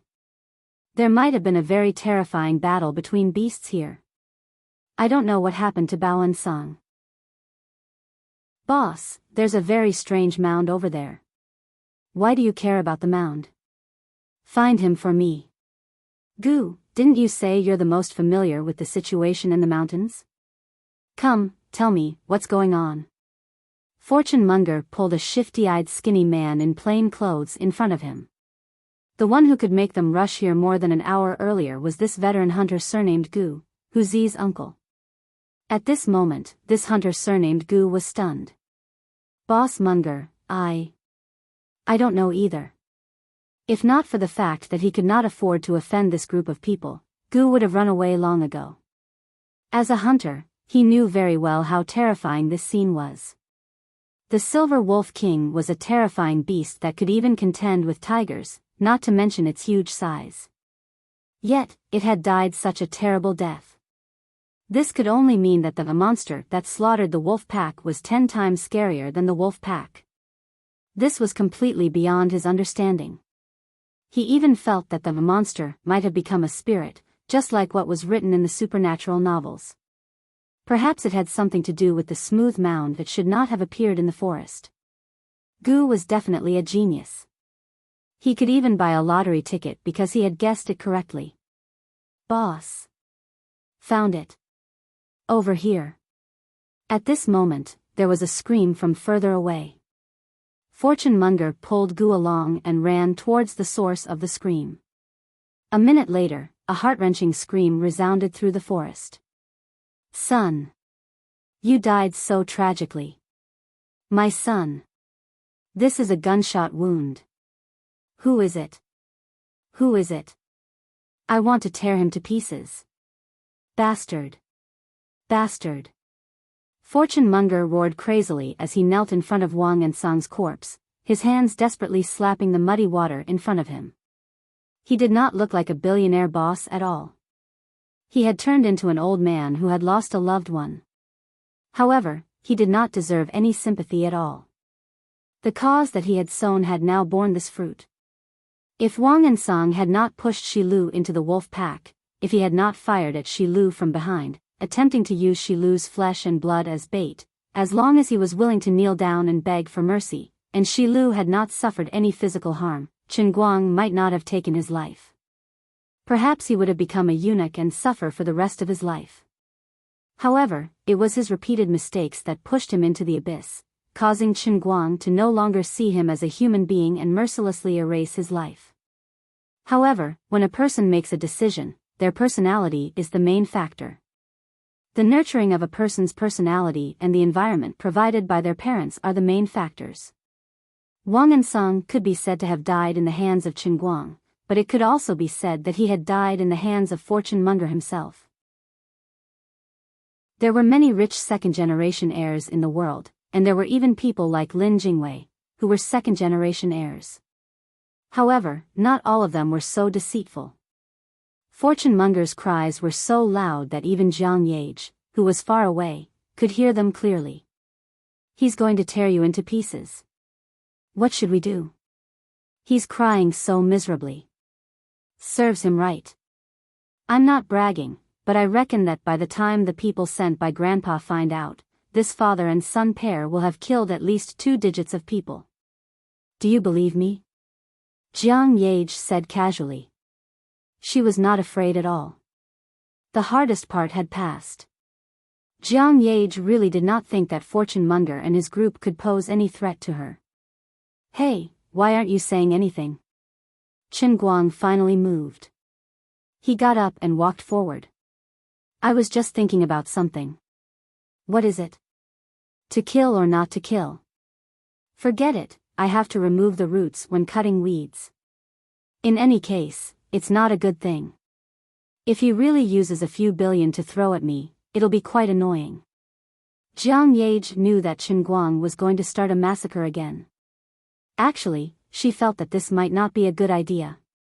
Chen Guang's hands were stained with too much blood today. However, she was already sick of the father and son pair of the Bao family. She also knew that if they really wanted to pay with their lives, the father and son pair of the Bao family should have died 10 or even 100 times. She had casually asked old Jiang on the phone before. The history of Fortune Monger's rise was indeed quite bloody. However, there were people who supported him in the past and helped him get away with it. He was also very influential in Baishui County, so it was difficult for the higher-ups to make up their minds to deal with him. Jiang Yage was actually quite annoyed by this. She also could not stand the routine of finding a balance in the political and business circles. Since there were laws, they should be abided by. It was only right to pay with one's life. No matter how rich or how powerful the other party was, there should be a price for doing bad things. However, Huaxia was a complicated society. Many people who committed crimes did not receive the punishment they deserved. Jiang Yage could especially understand why Chen Guang lost his job as the director of the Guangding General Administration. With his temper, if he really continued to do this, he would be disgusted to death sooner or later. It was even possible that he had seen too many shady things and was angered. If that happened, his grandfather and the others would really have to stand against him. Suddenly, like a ghost, Chen Guang appeared in front of Fortune Monger without warning with his hands behind his back. Between them was Dan and Song's corpse. I heard that you want to tear my body into pieces. Well, I'm here. Why don't you show me? Chen Guang looked down at Moneybags without any expression on his face. Ma Song, who was standing behind him, froze. He did not understand how this guy had appeared. A moment ago, there was no one where he was standing, and the next moment, he was talking with his hands behind his back. Although the back of his head was facing him, Ma Song felt that he was being stared at by the back of his head. If he moved even a little, he would die. Chen Guang. Did you do it? Hatred and grief made Fortune Monger forget his fear of martial artists for a moment. He raised his head and stared angrily at Chen Guang, roaring. Chen Guang nodded. That's right, I did it. I also killed these wolves. And then? As he spoke, he paused and said helplessly, actually, I'm a very reasonable person most of the time. However, it seems that I can't reason with you this time. So, I hope that you will remember today's lesson when you cross the bridge of helplessness. If you have a next life, remember to be a good person in your next life and teach your son well. Chen Guang suddenly laughed. He rarely laughed like this. This was because he wanted to hide his inner thoughts. If he had a choice, he would not want to kill. However, there were always people who had to die in this world. Chapter 990. Following Chen Guang's smile, the already chilly late autumn forest suddenly became even colder. Even Jiang Yage, who was peeking in from afar, shuddered and scratched her head. That's weird, why is it so cold? Fortune Monger and the others beside Chen Guang could feel it even more clearly. Their teeth chattered as if cold water had been poured over their heads. Fortune Monger, who was furious just a moment ago, immediately sobered up. Fortune Monger thought of the thing that had once left him with an indelible nightmare. He thought of the table that Qin Guang had smashed into pieces that day, and the distance between the two of them. He suddenly woke up. Since his son and his accomplices had died under Qin Guang's hands, then Qin Guang most likely had a gun in his hands. Inner force martial artists were one of the most terrifying existences in the world. How terrifying would an inner force martial artist with a gun be? Fortune Monger didn't know, and he didn't want to experience it. But now, this person was standing in front of him, about to take his life in the next moment. Qin Guang, listen to me. Fortune Monger couldn't care less about his son's corpse. He leaned back and sat on the ground. His legs slowly moved across the muddy ground. As he spoke, he tried to calm Qin Guang down, and at the same time, he wanted to quietly distance himself. As for avenging his son, he couldn't care less. Saving his own life was the most important thing. Qin Guang raised his hands and looked straight at Fortune Monger. He still had that strange smile on his face. He slowly raised his right hand and looked at the miserable Fortune Monger, but there was no change in his emotions. Since he had decided to make a move, it was like an arrow leaving the bow. There was no turning back. He didn't want his soft-heartedness to ruin things. He was deliberately trying to return to the state of mind of the true martial Saint Emperor. Although he wasn't bloodthirsty, he saw mortals as ants.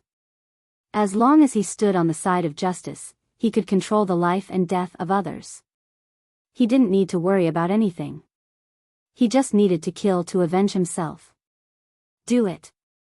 On the other side, Fortune Sack took advantage of the brief moment when Qin Guang had yet to make a move to quietly widen the distance between the two of them by 4 to 5 meters. He then abruptly roared at Ma Song, who was behind Qin Guang. At this time, although Ma Song was still scared to death, he was the captain of Moneybag's bodyguards and the publicly recognized #1 thug of the Tong Yuan group. Back when he was a soldier, he was also a good fighter in the army. After all, he had been on the battlefield, had some skills, and had seen the world. Ma Song regained his clarity. He gritted his teeth and roared, "Kill!" He used almost all the strength in his body to throw the big guy in front of him.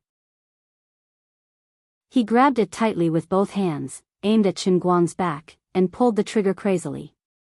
Although the others who were standing a little further away were slower than Ma Song, they still took out their weapons after Ma Song. For a moment, sparks flew in all directions, and dense gunshots resounded throughout the forest. Moneybag, who was a few meters away from Qin Guang, finally extricated himself from his fear. He cracked his mouth and laughed hysterically. "So what if you're a martial arts master? I don't believe you won't die." Although the beautiful woman had raised her hand to kill people last time, it was because she had moved too quickly and did not give them time to react. After all, Qin Guang was still young.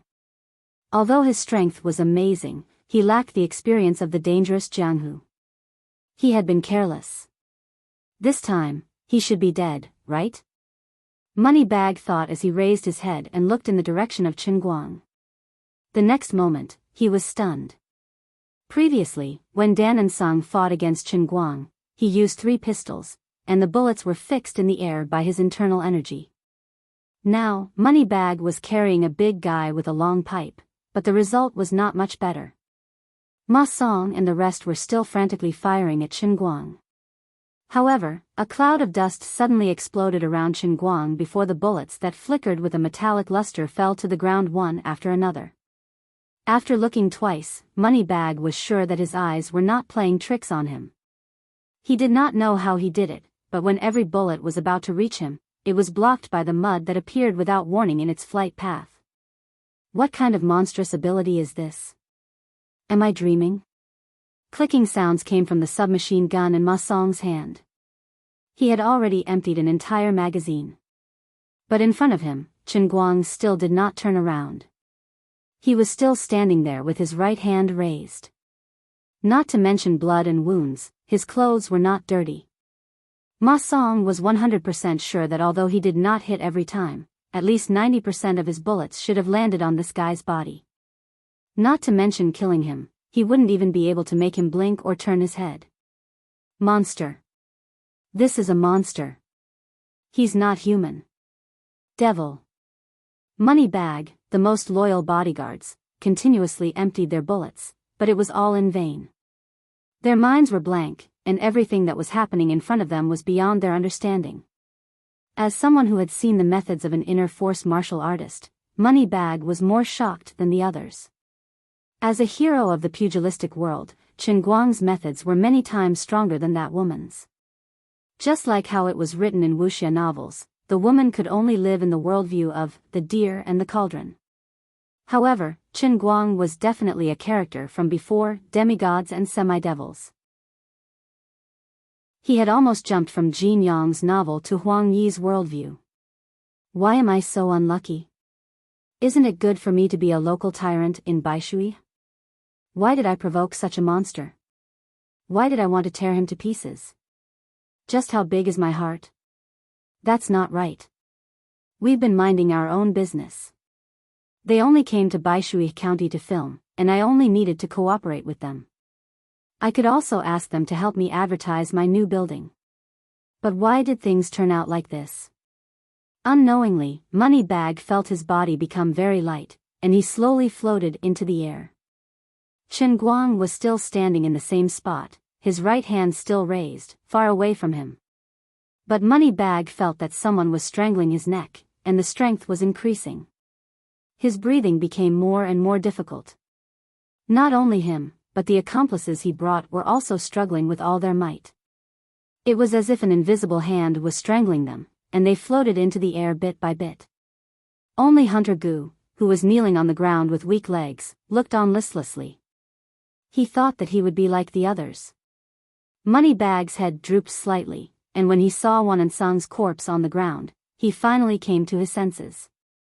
Yes, it was because of this son of his that he had wanted to hit on Jiang Yage from the beginning, and that was why he had dragged him into yesterday's dinner. In the end, things had gone sour during the dinner, and he had embarrassed himself. Then, even though he had already realized that the situation was not good, he had warned him to behave, and had even placed him under house arrest. But today, he had been released by that prodigal woman, and now things had finally come to this. Perhaps I should have listened to County Head Hu. If I had made up my mind to sacrifice myself earlier, if I hadn't said such reckless words when I found my stupid son's corpse. Perhaps I could have really lived on. If my son is gone, I can have another one, and I still have an illegitimate son. But if I die as well, then all my troubles will be over. The restraint on his neck loosened a little, and Moneybag could finally speak. I regret it so much. He regretted that he had been so lenient toward Wanansang, and even more regretted that he had not taken this matter seriously. At first, he had only treated it as a simple case of Wanansang's willfulness. Later, when he realized that something was wrong, he had not really made up his mind to restrain his son. I know that you regret it. Chen Guang put his hands behind his back. If I hadn't provoked you this time, would you not have killed me? Chen Guang smiled. Not necessarily. If I had found out about what you had done through other channels, perhaps I would have been unhappy and you would still have died. But if I didn't know anything, then forget it. Why do you like to meddle in other people's business? I'm happy to. Chen Guang shrugged nonchalantly, then he suddenly clenched his fist. Blood splattered everywhere, and the Bao father and son, as well as Tong Yuan's forces, who had been tyrannical in Baishui County for many years, were completely annihilated. His wealth of hundreds of millions did not allow him to live another second. Jiang Yage had also seen too much blood today, and her nerves had become thick. Seeing the situation, she jogged over. I thought you guys still wanted to talk. Rolling his eyes, Chen Guang replied, you can't give too many lines for the antagonist. Otherwise, what if someone explodes and I kill them? That's true. Jiang Yage held his hand. Then let's go back now. Wait for a while, someone will be coming soon. They still want to kill people? What are you thinking? This time, it's our own people." While the two of them were talking, the lights on the other side of the mountain in the distance lit up. A helicopter rumbled as it flipped over, its bright spotlights sweeping around the forest. Very soon, it discovered the abnormality here, then it turned around and sped up to fly over. Chen Guang and Jiang Yage went to the sand dune house to wait. Standing outside, it was chilly. Chen Guang was not afraid, but Jiang Yage might not be able to withstand it. The helicopter found an empty space nearby and landed. Special forces armed with live ammunition filed out, then jogged all the way over. When they arrived, even the battle-hardened elites of the army were stunned by the sight of the corpses on the ground. Whether it was the dead giant mutated wolf on the ground, or the mangled bodies of Fortune Sack and his men, or the 9 men with holes in their foreheads, they all gave the dense forest a strange and terrifying smell of blood after the rain. This scene was simply too terrifying, too absurd. "We are here." When the soldiers got closer, Jiang Yage instinctively wanted to get up and greet them. However, Chen Guang stopped her. "Don't be anxious. These people are still very nervous now. If you jump out rashly, what if you scare them and they shoot you?" Before he could finish his sentence, the Special Forces soldiers who had already heard the commotion turned around nervously. They gestured to each other and then disappeared into the forest. They formed a jungle battle formation and approached quietly but quickly. Chen Guang pressed Jiang Yage into the sand dune and walked out himself. Okay, relax a little. I'm Chen Guang, I've saved the hostages."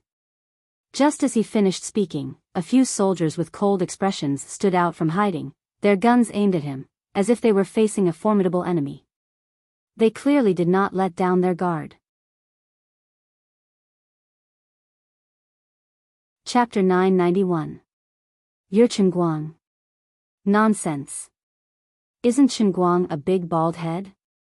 Aren't Deng Xiaojiang's crew over there? Who the hell are you? Raise your hands. Obviously, these soldiers didn't know that Chen Guang had come over.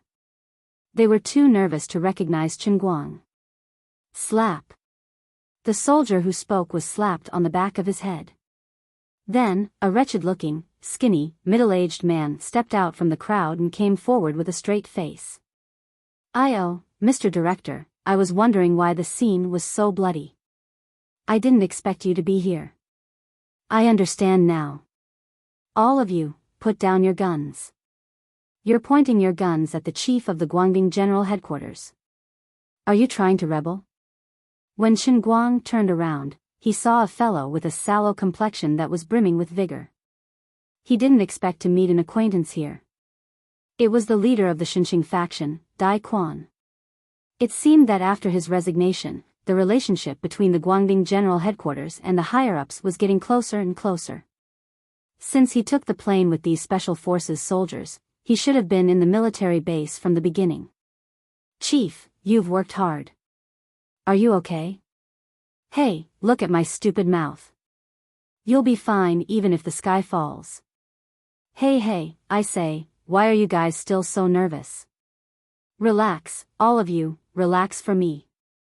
Our chief is here. Do you need to make such a fuss?" Interrupting Dai Quan's words, Chen Guang continued, "All right, stop trying to intimidate me. I'm no longer your chief. Don't bring your tricks to work. Jiang Yage, come out." Jiang Yage had wanted to come out long ago. She wanted to teach this group of Special Forces soldiers a lesson. But Chen Guang calmed her down. "All right, control yourself. They're here to save you, and they mean well." When the Special Forces soldiers saw Jiang Yage, they completely relaxed and calmed down. Chen Guang thought about it and decided not to greet Dai Quan. Instead, he carried the unconscious Shi Lu onto the helicopter and asked Jiang Yage to follow the helicopter. "I'm not leaving." "All right, you've also caught a cold. Let's go to the hospital for a checkup. If necessary, get a transfusion to prevent any sequelae. Getting a cold during menstruation doesn't seem too good. What if it affects the filming?" Jiang Yage was stunned. "You're still filming?" Chen Guang shrugged. "Why not? Only Shi Lu was affected. Big Beard and the others didn't know what was going on here. The crew's daily expenses are more or less hundreds of thousands of yuan. We should save as much as we can. Jiang Yage thought about it and realized that it was reasonable. Of the entire crew, only Shi Lu was frightened, but she was not the main creator, so it did not affect the filming. Although something had happened tonight, the Earth still had to keep turning, right? She was really insensitive and had a strong endurance. Today's incident did not leave any psychological trauma on her. Then I'll leave first. Yes, yes. Hurry up and get Big Beard to arrange for people to wait in the county. Your manager, Zhou Yun, is in the county? Yes. That's good. Take care of Shi Lu too.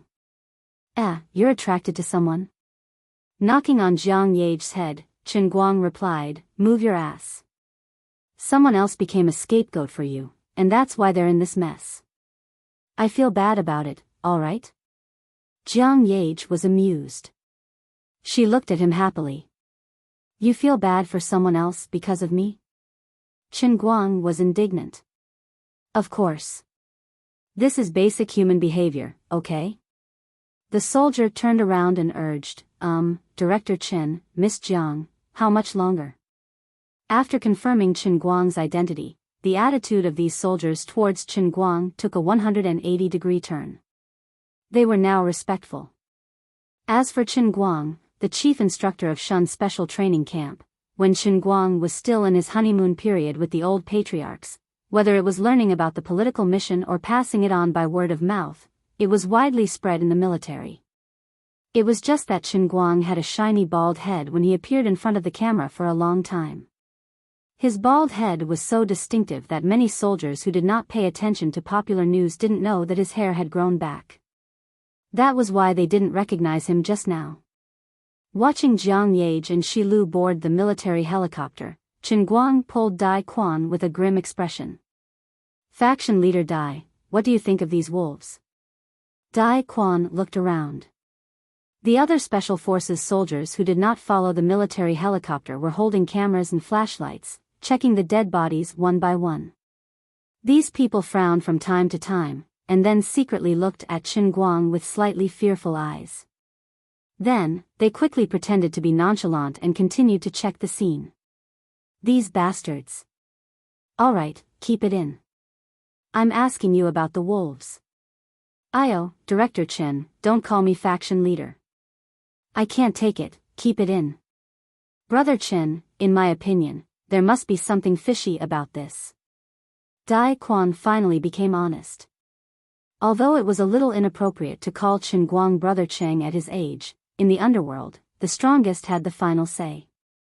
It was not a big deal even if he called Chen Guang Brother Cheng. Can't you show some professionalism? Truth be told, Chen Guang knew everything about the mutated wolves, but he had a deeper meaning behind asking Dai Quan about it. He wanted to know if these giant mutated wolves were difficult to deal with in the eyes of an experienced veteran like Dai Quan. Chen Guang had a faint worry that irreversible changes had already happened. Since he had encountered a giant mutated wolf here today, maybe there were mutated bears, mutated tigers, or even mutated humans in other places. Animals could mutate, and of course, humans could also be mutated. Chen Guang could not help but think of one thing. The thief who smashed Wu Tong's bones with a mobile phone, and then suddenly died while in custody. Of course, it would hurt when a mobile phone hit a person's body, but under the circumstances of such a close distance, it was still a bit too exaggerated to break the bones of a well-trained elite police officer like Wu Tong on the spot. As for the person's sudden death, it was even more inexplicable. Unfortunately, Chen Guang did not pay attention to it at that time, and did not follow Wu Tong to check the body. Now that he thought about it, it could be said that it was extremely terrifying. It was very likely that the thief had mutated like the pack of wolves, allowing him to explode his potential in a short period of time, and use strength far beyond that of an ordinary person. However, his body's functions could not keep up with his mutation, and after overexerting his physical strength, his organs rapidly dried up, and he finally died in custody. Linking these two events together, if his guess was correct, then it could prove one thing. The concentration of the power of the Holy Grail on Earth was enough to cause other creatures to mutate without opening the world in the cup. Although Chen Guang could not be sure and had not come to a conclusion, he felt that he had to pay attention to it. It would be best if he was overthinking, but if it really happened, then he had to think about how to deal with the situation. He himself was invincible, and any mutated creature was nothing but dust in front of him. However, he was only one person after all, and did not have the ability or energy to shine like the sun. Of course, it was extremely difficult for ordinary people to deal with mutated creatures, and the risk was extremely high.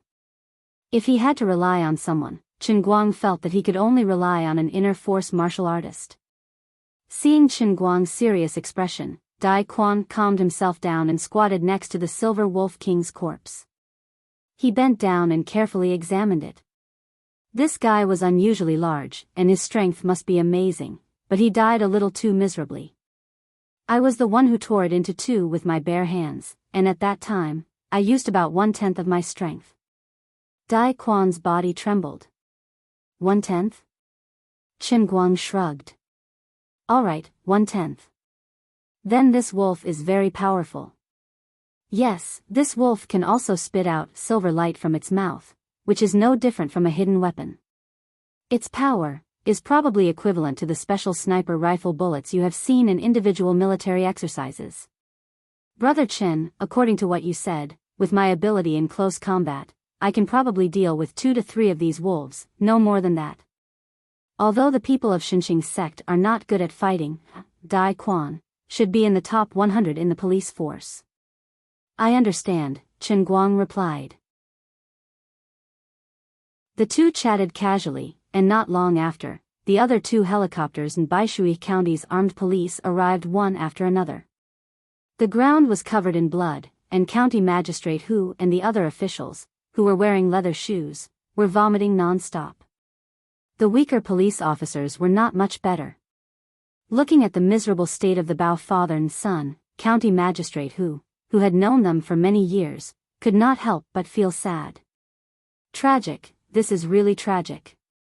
The chubby county magistrate who looked at Chen Guang, who was inspecting the wolf corpses with Dai Quan, and his heart was chilled to the bone. Fortunately, this incident happened too quickly, and he did not have time to drag Fortune Monk into this mess.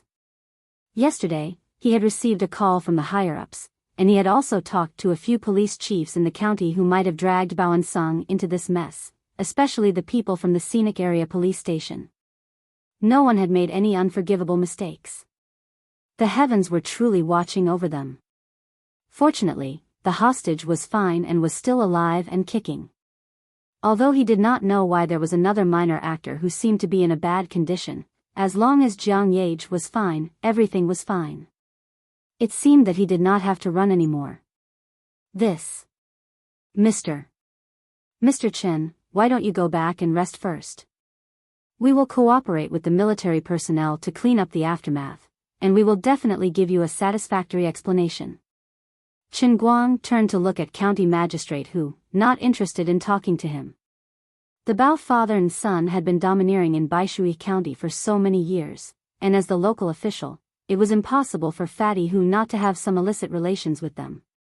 The incident happened in a hurry, and old Jiang only called 3 helicopters. However, the top military and political leaders of Kainan province must have already taken action secretly. Together with the investigation team that set off overnight the night before yesterday, they must have sent a large number of troops to the border by tomorrow morning at the latest. By that time, the official earthquake in Baishui County would almost begin. At that time, Fatty Hu would be the first to bear the brunt. The rest would be dealt with one by one, and no one would be able to escape. It's just a small problem. It's fine as long as she's fine. You guys have nothing to explain to me anyway, so you can continue with your work. Dai Quan, come with me over there. I have something to tell you. Chen Guang dismissed the chubby county magistrate who, then pulled Dai Quan aside and instructed him with a solemn expression, you must go back and explain everything clearly to the 2 deputy directors, including the methods of these strange wolves that I just told you. Remember them all. Okay. Don't let your guard down. This matter can be big or small. Understood. You have to help the 2 deputy directors. If the situation that I'm most worried about really happens, I'm afraid. Afraid of what? I'm afraid that no one in this world can stay out of trouble. Chapter 992. Chen Guang added another sentence in his heart. His sin was so great that there was no limit to it. Dai Quan sucked in a breath of cold air. It's that serious? Actually, in the records of our sex inheritance, there have been many ferocious beasts that have appeared since ancient times. This is different. Dai Quan nodded. I understand. Then I'll leave first. Alright, take care. Don't worry about the matters here. I'm here on behalf of the Guangding Bureau. I'm the highest commander here, so I can handle it. That's good. Chen Guang quickly disappeared into the dense forest. He planned to go to the tent camp to get the cup, then follow them to the hospital in Baishui County. He sped all the way, his speed not much slower than a helicopter flying in the sky. His expression was somewhat heavy. Although he had killed countless people tonight, and the result could be considered okay, Shi Lu was safe and sound, the father and son of the Bao family were completely dead, and the entire crew was in a false alarm. No one was hurt, and perhaps the green mountains and clear waters of Baishui County could be restored. He could not feel happy. He could not help but imagine an overwhelming number of mutated monsters, mutated tigers, lions, wolves, black bears, and even all kinds of domesticated animals. There might even be insects like mosquitoes, flies, fleas, and crickets attacking humans in a frenzy. Or, it could be like the thief.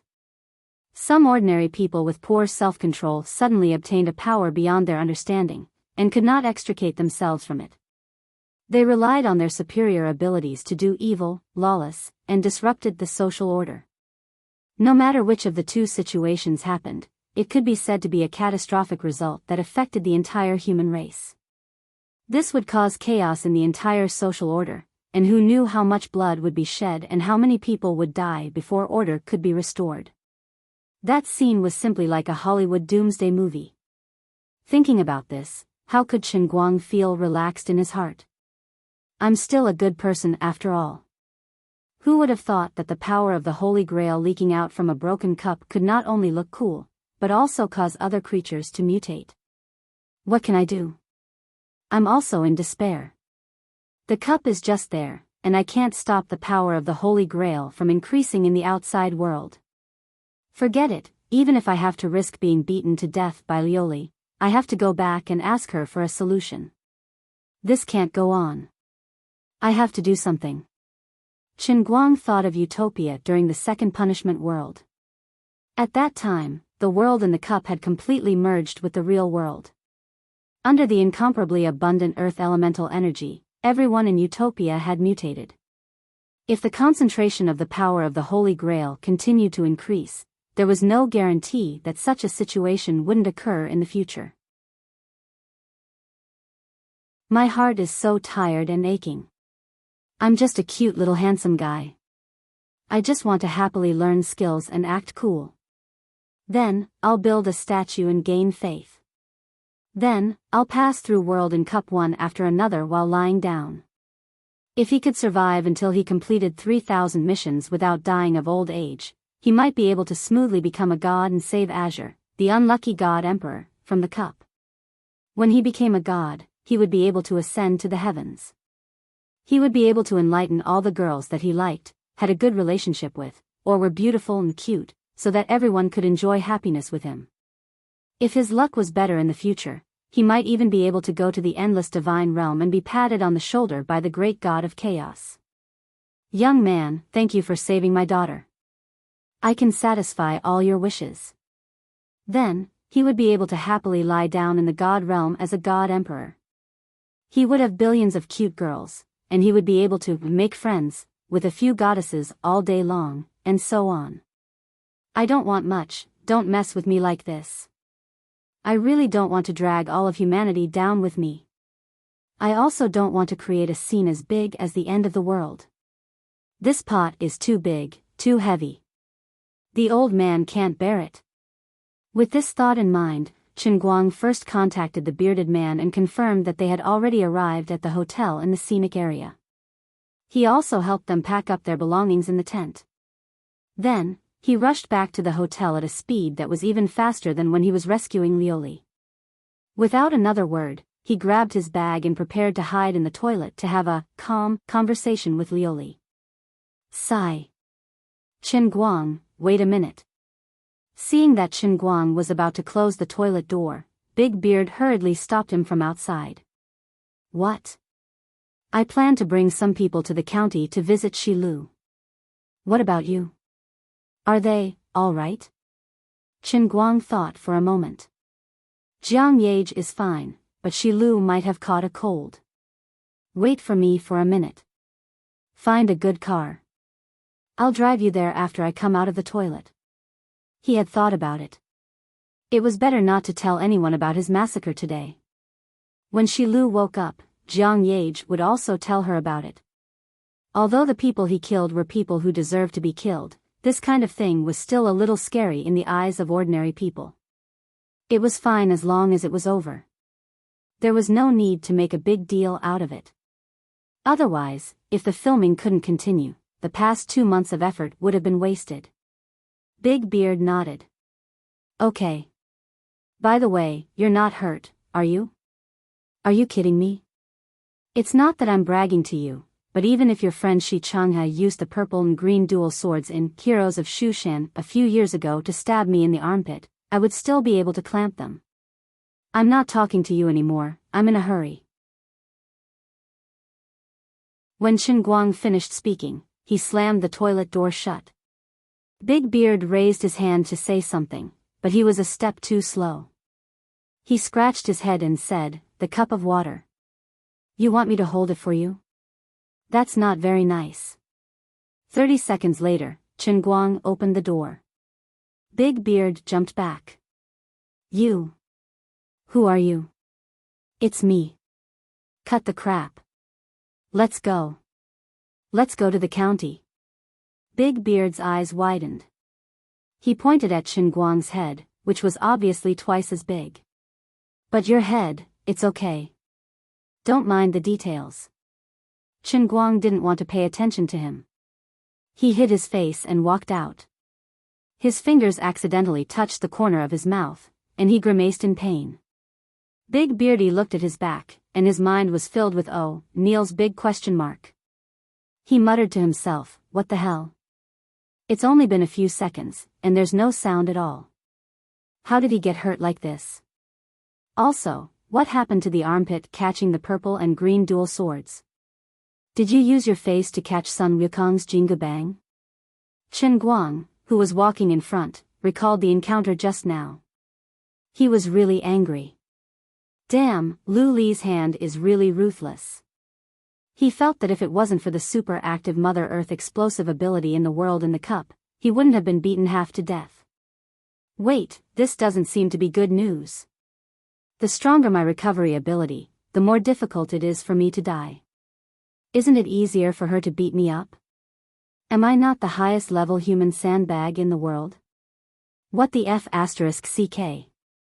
No wonder she was so ruthless just now. Wasn't it because she knew she couldn't beat me to death? Forget it. Just let me die. Chen Guang subconsciously wanted to cover his forehead to express his condolences. His hand was about to touch it when he remembered there was a bag on his head. He was angry, but there was nothing he could do. Today's beating was in vain. Let's go back to a minute ago, from the moment Chen Guang entered the world in the cup. You're finally here. I thought you could hide outside for the rest of your life. The sound of bones cracking could be heard. Sister Lu Li, listen to my explanation. Bang. If you hit me again, I'll fight back. Bang bang. I really fought back. Bang bang bang. I thought we were friends. We'll be friends when I calm down. Dear Cry grew a super long leaf and fanned Luli. That's right. Sister Luli, you're tired, right? Come and cool down. Qinguang didn't know how much time had passed outside, but he felt that he had at least endured a century in the world in the cup. Actually, when he first came in and saw Luli, who had once again turned into an African miss, he knew that he wouldn't have it easy this time. In short, no matter how difficult it was, he had finally endured it. The most infuriating thing was that he couldn't get the power of the Holy Grail from the outside world. At that time, he communicated with Luli, who had finally calmed down. Sister Luli, anyway, you're not angry anymore. Can we talk about some serious matters? The situation is really urgent. Go ahead. You saw the power of the Holy Grail from the outside world, right? I know. I also met a mutated creature with elemental abilities today. I know too. Then why is this happening? You triggered the realm of punishment twice, and the world in the cup fused with the real world twice. Although the fusion was dissolved afterwards, there was a connection between the two worlds, so the power of the Holy Grail kept leaking out. Two worlds? What the hell? I forgot to tell you. When you triggered the realm of punishment, it was a special world in the Holy Grail called the Real World that was created for you after it completely fused with your world. The level of this real world is the same as the realm of life. There are a total of 9 special worlds that are on the same level as the realm of life and the real world. Damn! There's such bad luck. Why didn't you say so earlier? You wouldn't understand even if I told you. Forget it. Then why would the power of the Holy Grail leak? Oh no, leak. I don't know either. If I could figure out the secret of this broken cup, would I still be locked up here?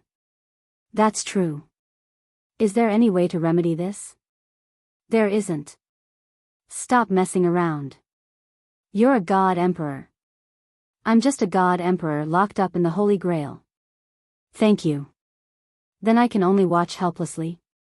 Congratulations, you got it right, but there's no reward. Then if the power of the Holy Grail continues to increase in the outside world, when will a large number of mutated creatures appear? I don't know. Then what else do you know? Tell me what I should do now. Liuli smiled calmly. I'll leave you with a sentence. Everything will work out when it comes to it. You've learned to answer first. Let me add another sentence for you. Everything will work out when it comes to it. In any case, Qinguang suffered for nothing and came out with a bitter smile. To have met such an unreliable god emperor, yet he hadn't been killed by her yet. His zodiac sign must be that of a cockroach. Squinting his swollen eyes while driving at lightning speed, Qinguang looked at the distant skyline and thought to himself, forget it. Since things have come to this, there's no point in begging for help. I can only do as Liuli said and take things one step at a time. If it's a blessing, it's not a curse. If it's a curse, it can't be avoided. Since I can't resist it, I might as well close my eyes and enjoy the torture of life. If the sky is really going to fall, since it's all my fault, I'll just brace myself and bear it. Otherwise? What else can I do? Big Beard Deng, who was sitting in the front passenger seat, turned to look at Qinguang, then tilted his head back. Damn, this swelling is going down too fast. Are you a 1,000-year-old Yunnan white herb that has gained sentience? When the car arrived at the county hospital and got off, Big Beard looked at Qinguang again, only to find that his son's swollen head had completely recovered. Qinguang. You. Uncle, don't look at me like that. I know I'm very handsome now. Chapter 993. Big Beard was full of doubts. He didn't know if he had lost his memory or if he was seeing things. Yang Shi and Old Ma, the field manager, were sitting in the back row. When they got on the car, Qinguang was already sitting in the driver's seat. The two of them didn't look at Qinguang up close like Big Beard did, so they didn't know what was going on. Instead, they felt that Big Beard was a little embarrassed. When they arrived at the ward, Jiang Yage was already asleep on the accompanying bed, while Shi Lu was also sleeping with a glucose drip. The four of them didn't disturb their rest, but pulled the attending doctor on duty to inquire about them. Jiang Yage's physique was as tough as her nerves. She fainted from the cold during her menstrual period, and after she recovered, there was no abnormality. It seemed that the dance and fitness she had done in order to maintain her figure had not been in vain. Shi Lu, on the other hand, was a little weak after being shocked and suffering from a cold. She needed to rest for 2 days. Ms. Shi woke up once before. Her body is fine, but she seems to have suffered a lot of stimulation. Her mental state is a little unstable. The doctor also knew Deng Xiaojiang. Director Deng is really a responsible director. It's already early in the morning, but he still personally came to care about the patient's condition. Big Beard blushed from the praise. He thought to himself, how could I not come? One was Jiang Yage, and the other was his old friend's niece. No matter who it was, they were not ordinary artists. He chuckled and nodded repeatedly. It's good that you're fine, that's good. The doctor continued, I really didn't expect a big star like Jiang Yage to be willing to accompany others in the hospital. No wonder my child is so infatuated with her. I used to think that celebrity artists were very arrogant. What a considerate and gentle girl. You flatter me.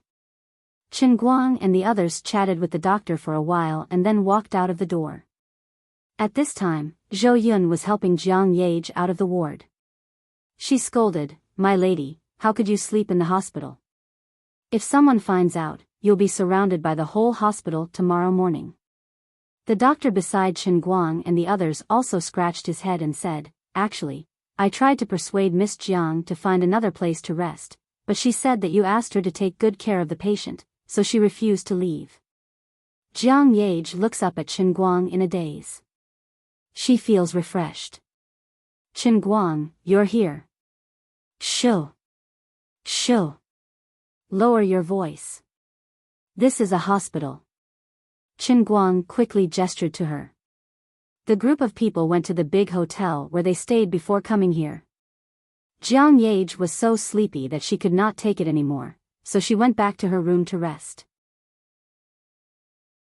Chen Guang, Zhou Yun, Big Beard Deng, Zhou Ya, Ren Chong, Zhao Yueling, and the other main cast members who arrived later, sat together for a simple meeting. Big Beard synthesizes Zhou Yun's opinion. In fact, he mainly wanted to find out Jiang Yage's attitude. After confirming that there were no problems, he was relieved. After a discussion, they decided to let the entire production crew rest at the hotel in the scenic area for a day. No one would go out for the time being. They would observe the situation and take it as a rest. They would decide if the production crew could return to work the day after tomorrow. Shi Lu might not be able to recover, but she was only a stunt double after all. Her absence would not affect the overall situation. Alright, this incident is over without any mishaps. If there's nothing else, from the day after tomorrow, let's finish all the scenes in one go. Big Beard forcefully raised his spirits and encouraged the others. The other main cast members were also energized. Chen Guang did not express any opinions throughout. Looking at Big Beard and the others who were in high spirits, he could not help but envy them. They did not know how many people had died in the mountains. The situation this time was special. Perhaps the entire Baishui County military and police who had been at the scene would be ordered to keep their mouths shut. The official explanation given to Big Beard was also very interesting. The hostage-taker, Bao Song, found his conscience under persuasion and took the initiative to return the hostages intact. Tong Yuan Corporation's chairman, Bao Fa Kai, also took the initiative to explain the problem. Currently, they had entered the stage of investigating other cases. The hostage kidnapping incident was considered to have come to an end. The official explanation was very reasonable. Big Beard Deng could only believe it even if he did not want to. Naturally, this was what he told the others as well. As for the only 3 people in the production crew who knew about the incident, Chen Guang, Jiang Yage, and Shi Lu, they would not say anything. Therefore, it was precisely because they did not know anything that they were fearless. Qin Guang envied their fearlessness because they were ignorant. Of course, continuing to film was also his own idea, so he did not expose them. As the saying went, when the entire Baishui officialdom was uprooted the day after tomorrow, he would not have to worry about the Bao father and son having any loyal underlings outside. If one doesn't look out for oneself, heaven and earth will destroy them. To avenge the old master who had already met the king of hell, and the target of revenge was this country, this was simply a multiple-choice question. If they could not uproot the entire Baishui corruption even with old master Jiang behind the scenes, then all Qin Guang could say was, "I look down on you people in power too much." He did not have the time to worry about others. In fact, he did not have the ability to pray for the world. Although Liuli's words were useless, they were not unreasonable. Now that things had come to this, he had no other choice but to resign himself to fate.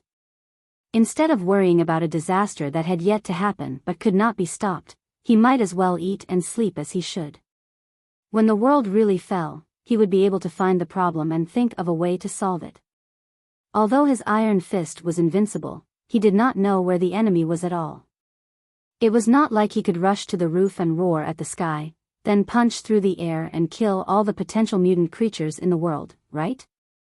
Therefore, what was done, and life still had to go on. The show still had to be filmed, and the money still had to be earned. The more disaster was imminent, the more he could not be in a mess.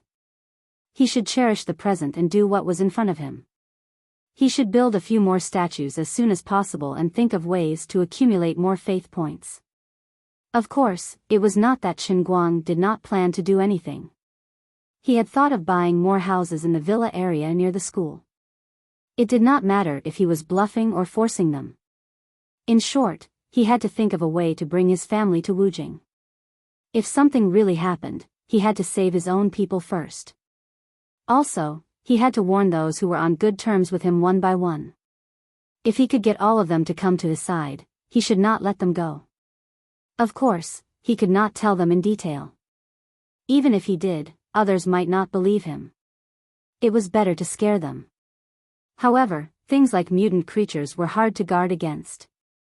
For example, if Lu Fei listened to his suggestion and arranged 100 bodyguards at home, but once the mutation started, dozens of crazy mutants would jump out of the bodyguards.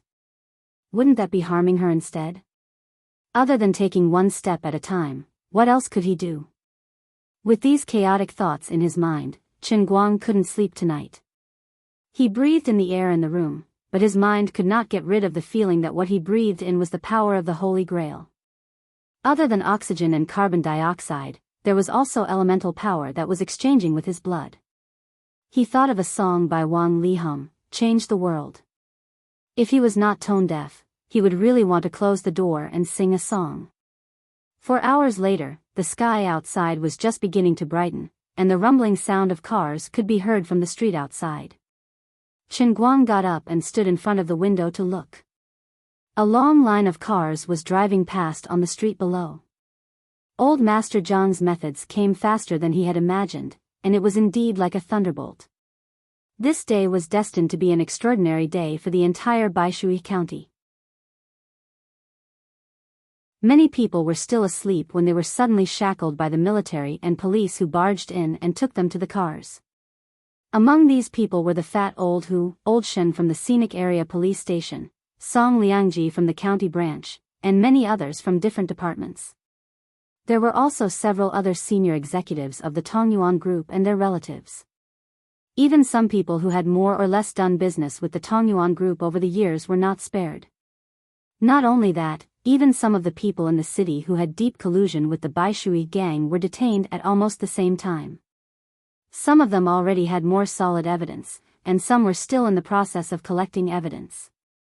But since they had decided to make a move, of course they would rather arrest the wrong person than let them go.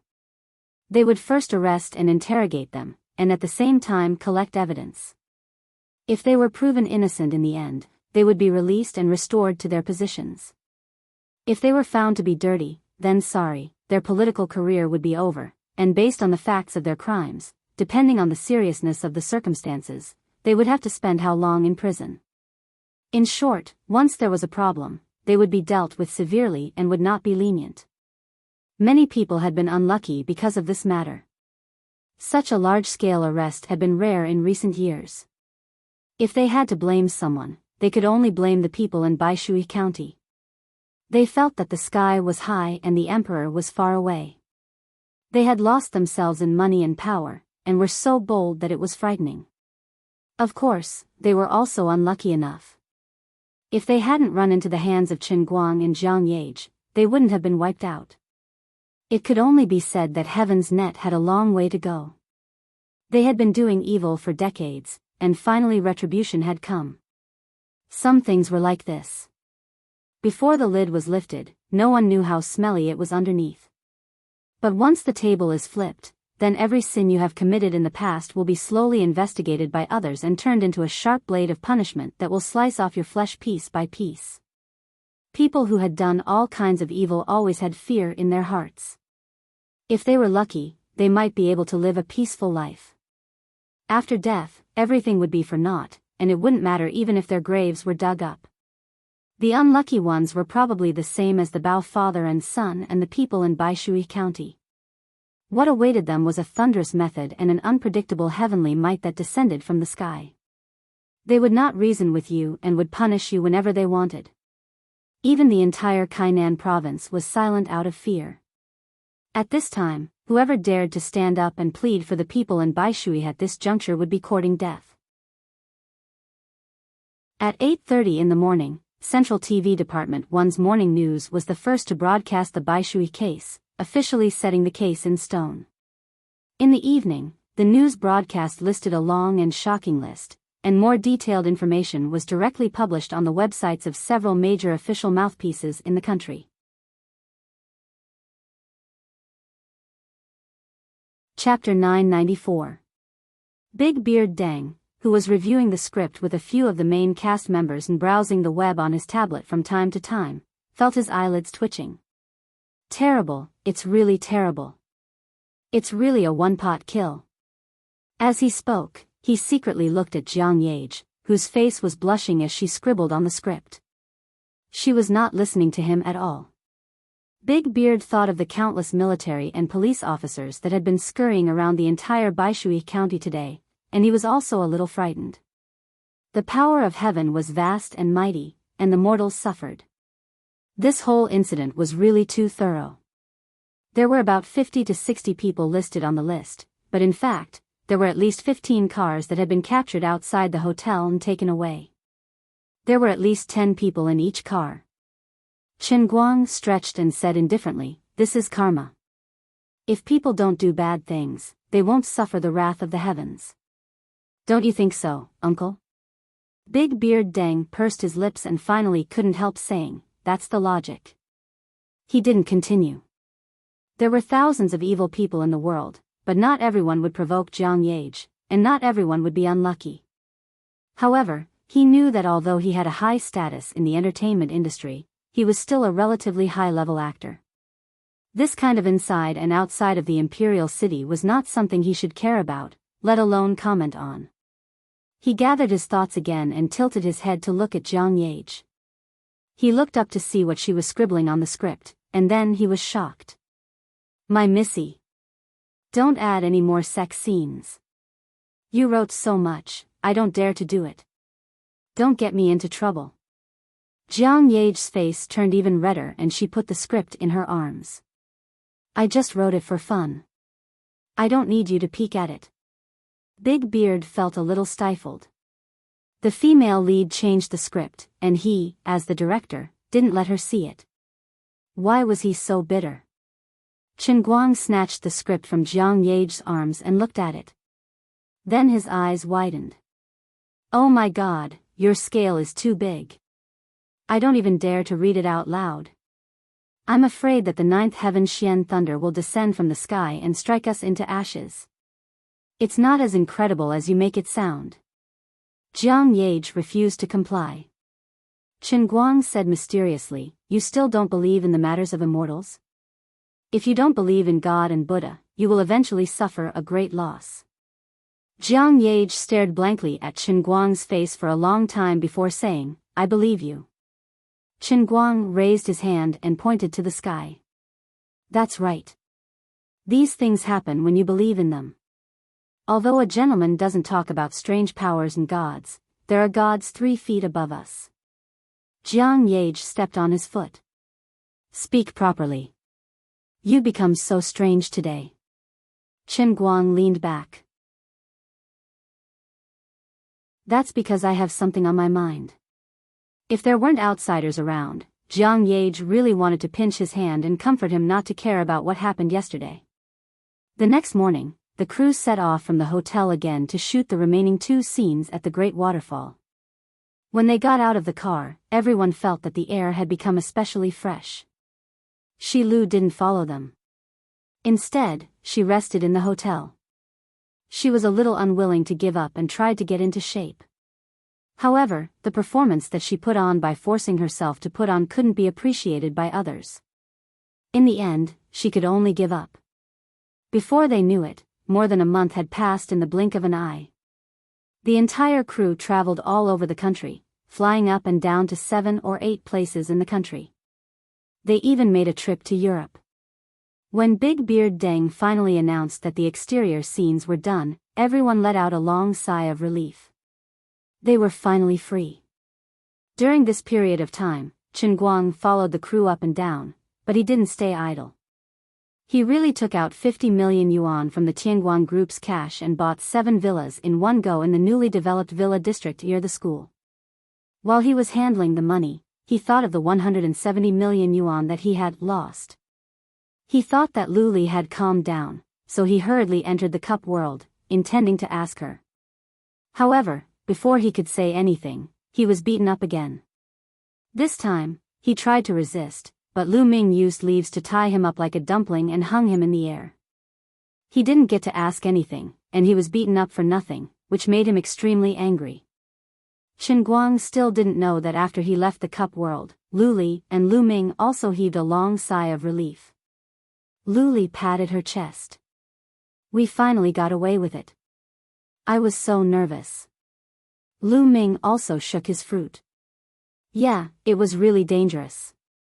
If he found out that the money was wasted, then Sister Lu Li, it would be really embarrassing for you." If Chen Guang knew that the 2 of them had actually calmed down a long time ago and were only afraid that he would ask about the money, he would probably vomit 3 liters of blood. However, his plan to get everyone over did not succeed in the end, and it had completely failed. He had been hit in the head by his father first. Chen Guoli's reason was simple and sufficient. He and Feng Rong's friends were all in Lilai County. It was difficult to find people to play mahjong in Wujing. Now that the dust pollution in the country was serious, the PM2.5 near Wujing often went up to 400. Although your mother is recovering very well now, she is still a person who has had a kidney transplant. If she breathes in too much dust, it will be too much pressure on the immune system.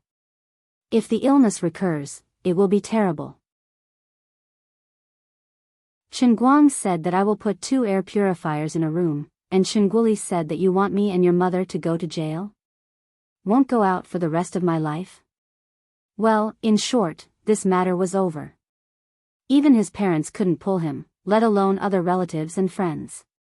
However, Chen Guang couldn't tell them what he was worried about. What could he say? The end of the world is coming. I met an elemental wolf that can spit fireballs and shoot ice needles. The people in this world are starting to mutate. Maybe the mosquitoes in the house will mutate. What he said was the truth, but Chen Guang felt that he might be ruthlessly sent to a mental hospital by his father. So in the end, Chen Guang's idea was completely ruined. Even his parents were like this, let alone other people. Fortunately, except for Zhuo Jingxi and Tang Ying, who were now in the United States, most of the people who were close to Chen Guang were gathered near Wujing, so the situation was not as bad as it seemed. As long as there was a car around, if something really happened, he would be able to rush over immediately. But if a stray dog or cat suddenly changed and was slashed by the neck, it would be futile even if Chen Guang brought everyone to the 5 capitals. After all, it was impossible for Chen Guang to watch over them 24/7. Just like Chen Guoli, although he didn't know what happened, he could hear Chen Guang's worry. However, he didn't take it seriously and comforted him. Don't scare yourself all day long. Even if you are really unlucky, don't some people choke to death when drinking water? As a person, you have to believe in fate. Chen Guang could only pinch his nose and accept it. In the past few days, although he relied on the acting skills of the world-class best actor to smoothly survive, he didn't have an easy time. During this time, the first thing he did after opening his eyes was to run to the window and look outside. Then he took out his phone and quickly read the news on the internet. Then he would run to find someone to chat with. In particular, he couldn't let go of any pets he saw in front of him. He talked about life with the hotel's gatekeeper, talked about ideals with the husky who went out early in the morning and was left by its owner, or compared reactions with the British shorthair who passed by with a beautiful girl who lived in the same hotel. He was about to tire himself out. If it weren't for the fact that he had experienced many storms and had a strong psychological endurance, he felt that he would have almost had a nervous breakdown. The purpose of doing these things was also very simple. He was afraid that when he woke up, the world would no longer be the same as it was before. Every time he got a definite answer, he felt as if he had survived a disaster and had another day of peace. In the eyes of those who didn't know, the sun would rise as usual every day. But in his eyes, maybe the sun would disappear one day and the moon would become two. Who knew? Unfortunately, he couldn't tell anyone about this. He could only bear the pressure by himself. This situation exhausted a great deal of his energy, but it wasn't as if Chen Guang didn't accomplish anything in the past month. On Tianguang Media's side, hi. My God. This new variety show had already started recording smoothly. Chu Zijin led the team and fumbled around. Fortunately, with the help of the mature team sent by Xiao Tsong, they smoothly recorded the first 4 episodes. The online copyright was directly given to Xiao Tsong's bamboo platform. Seeing that he had given people away and supported the 30 million for publicity, they didn't take a single cent from the licensing fee. As for the licensing of the television station, after many investigations, they finally decided on Jiangnan Province's Department 1, which was relatively strong in variety shows among the provincial satellite TV stations in the country. It was also known as Jiangnan Satellite TV, which was jokingly called Chili TV. The broadcast time had also been set. It was set for the middle of next month. It would be broadcast once a week. It was prepared to take over the primetime slot on Friday night. However, the contract signed between the company and the television station was more complicated. It wasn't just a simple licensing broadcast. The relationship between the production company and the television station complemented each other. If the same program was broadcast on Chili TV, Mango TV, or Tomato TV, it would receive much more attention than on a weak provincial TV station like Dachhuan Satellite TV.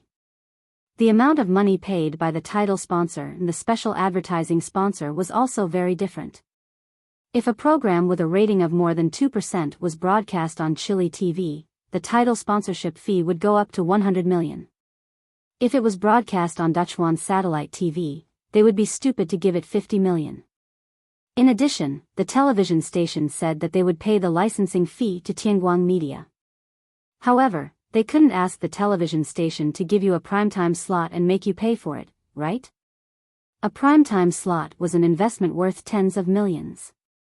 Therefore, the television station definitely had to take a share of the advertising sponsorship. As the program producer, most of the money that Tianguang Media could earn came from the advertising sponsorship. The other half came from other aspects of copyright expansion, such as the licensing fee for on-demand broadcasting on video websites, and so on. If they had artistes under them, of course, they could also send them to their own program to familiarize themselves and make their own artistes popular. That was also a cash cow and could be considered a profit. Also, if this program achieved unprecedented success in the country, or if foreign companies recognized this model, the future copyright export would be another story.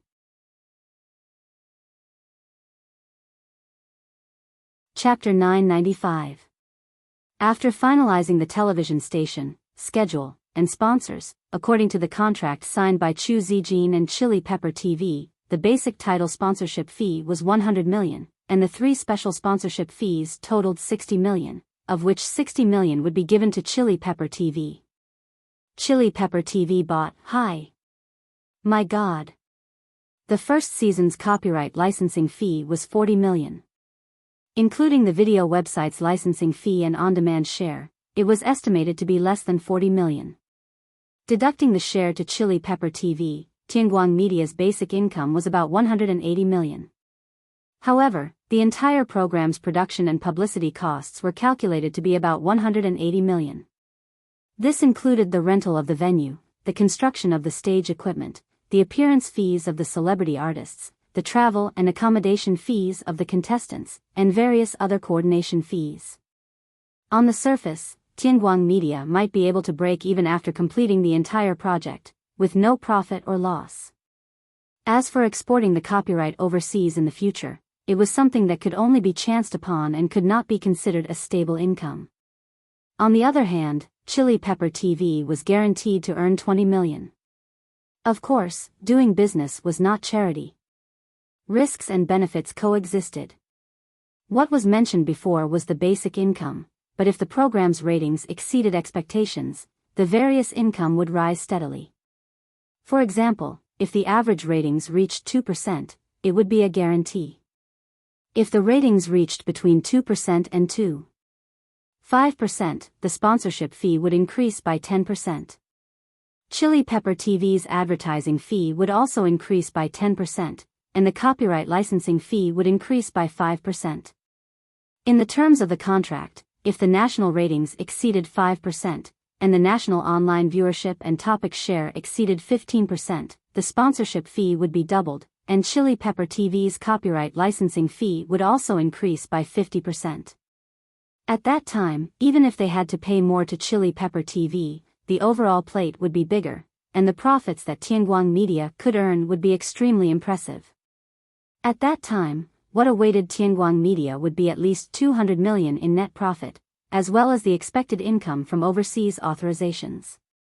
Although Chu Zijin had just entered the industry, she had not let down Chen Guang's trust in her to be able to perfect such a business model in such a short time. The first season of the program had a total of 8 episodes, and they were only recording 4 of them. They were waiting for the first and second episodes to be aired on the satellite to observe the specific effects, and then they could make changes to the content of the next 4 episodes. Of course, the people with special abilities that could be found at the moment could only last for 4 episodes. Now, the production team still had to continue planning and collect program materials from all over the country. Chen Guang had no opinion on the contract that Chu Zijin had signed. He was just worried that the ratings would not be satisfactory. It was a pity that although he was known as the strongest and most versatile variety king, he relied on his own unorthodox methods. It was a little difficult for him to give suggestions. Even if he studied hard and really had the ability to do so, he was not willing to spend his energy on it. His thinking was very simple. Since he had let Chu Zijin take over this responsibility, he would trust her 100% and let her do whatever she wanted. What if they accidentally created a huge IP worth billions of yuan? If the viewership ratings really collapsed, at worst, he would personally participate in the next 4 episodes. Can a person hold in their urine to death? Forget it, he didn't want to think so much. What he needed to think about now was how to deal with the trouble in front of him. He looked back silently at the bloody script in front of him, and then secretly looked at Jiang Yage, who was hiding in the other corner of the coffee shop and discussing with a red face, and Jean Shiyue, who had just arrived. He thought to himself, can I redo this script? A kissing scene is a kissing scene, I admit it. But what the hell are you doing? After defeating the opponent, spin 720 degrees under the restraint of the boxing ring guardrail for 180 seconds. Would your family stupidly stare at someone kissing on the screen for 3 minutes? Besides, have you ever seen someone kiss in circles while kissing? Gymnastics kissing? Chen Guang turned to look at Big Beard, uncle. Big Beard Dang's face turned red. Don't look at me like that. I'm innocent too. After I finish filming this movie for Solomon, I've decided to shoot a gay movie without a female lead. I've even thought of the name, Brokeback Mountain. You are doing this to avoid Jiang Yage and Jin Shirue? Yes. I am old and a little tired. Accompanying Gage to study is really torturous. But isn't this a film made by the great director Lee? Big Beard Deng stretched out 2 fingers. I will do too. I have talked to Old Lee about the copyright, and I will co-direct with him. Chen Guang silently grabbed his hand. I think you may need you want to be the male lead? No, I think you need an investor who is not short of money. As the two were talking, Jiang Yage pulled Jin Shirue over. Big Beard, these are the last few scenes, let's hurry up and shoot today. Jin Shirue wanted to say something, but stopped.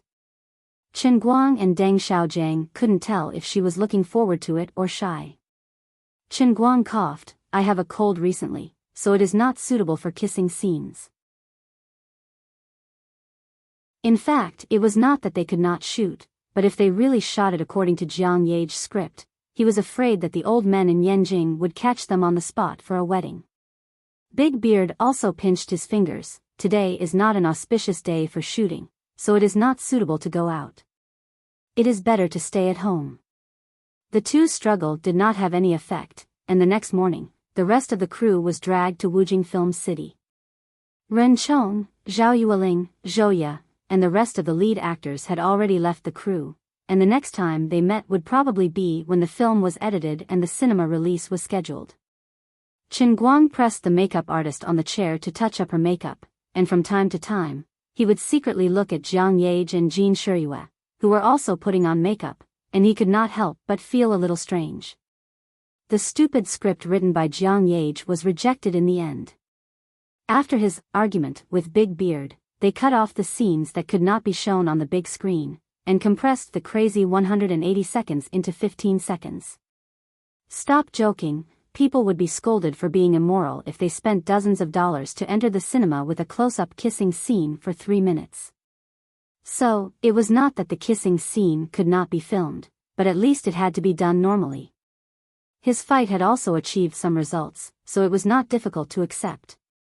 But now, Chen Guang still could not relax, because he had never thought of shooting the kissing scene of Jin Shirue and Jiang Yage at the same time on the same day. In the movie, Jin Shirue played the role of his dead ex-girlfriend, and Jiang Yage played the role of Chen Guang's little fan who inspired him to fight again when he was middle-aged. The two characters appeared in the movie more than 10 years apart, and even in the movie, one of the scenes was at the beginning and the other at the end, so it did not feel out of place when it was filmed. But Chen Guang did not expect that when it came to the actual filming, things would rush, and people would chase people away. Unknowingly, it had become a kissing scene with both of them on the same day. This was their first kiss on screen. Although it was quite enviable to think about, it was actually very stressful, and not happy at all. Instead, it was super awkward. If this kind of thing were to spread, wouldn't I be hacked to death? In addition, although there were not many people in the crew at this time, at least half of the people in the crew had left. But the rest of the guys might also be making up stories about me in their minds. Chen Guang turned his head and glanced at Yang Shi, who was secretly looking at him. Sure enough, even this guy had a meaningful smile on his face, let alone the others. Do you think I enjoy it? This is simply charaba, okay? Not knowing what Jin Shirue and Jiang Yage were thinking at this time, Chen Guang pricked up his ears again and eavesdropped on their whispers. He thought that if Jin Shirue felt embarrassed, then he would only shoot one scene today, and shoot the kissing scene with another person tomorrow. Although the old man had invincible acting skills, the old man was not ready to sacrifice for art. He could only drag it out for one day. Yage, when I kiss him later, do you think he will stick his tongue out? Sister Shirue, don't worry. No?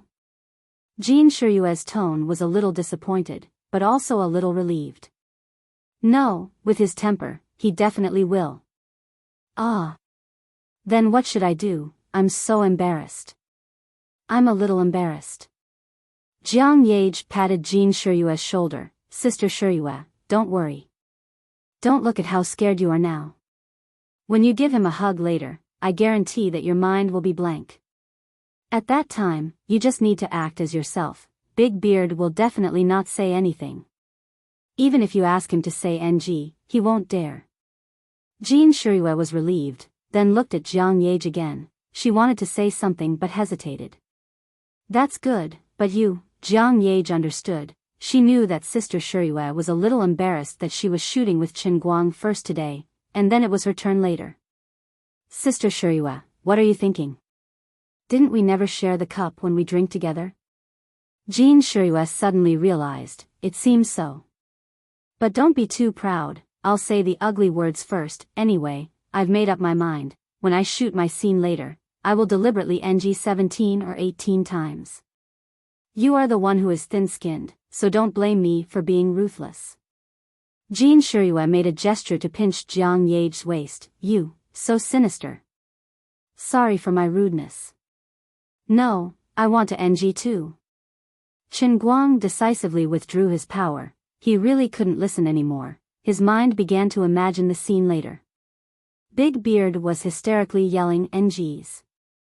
Then, he gave the two of them a variety of fancy NGs from all sorts of angles, and then took advantage of them. He silently flicked his hair. Too handsome, too charming is also a great trouble. As he turned his head, he saw a group of people walking over from the other side of the set. In the lead was a handsome young man in a white suit.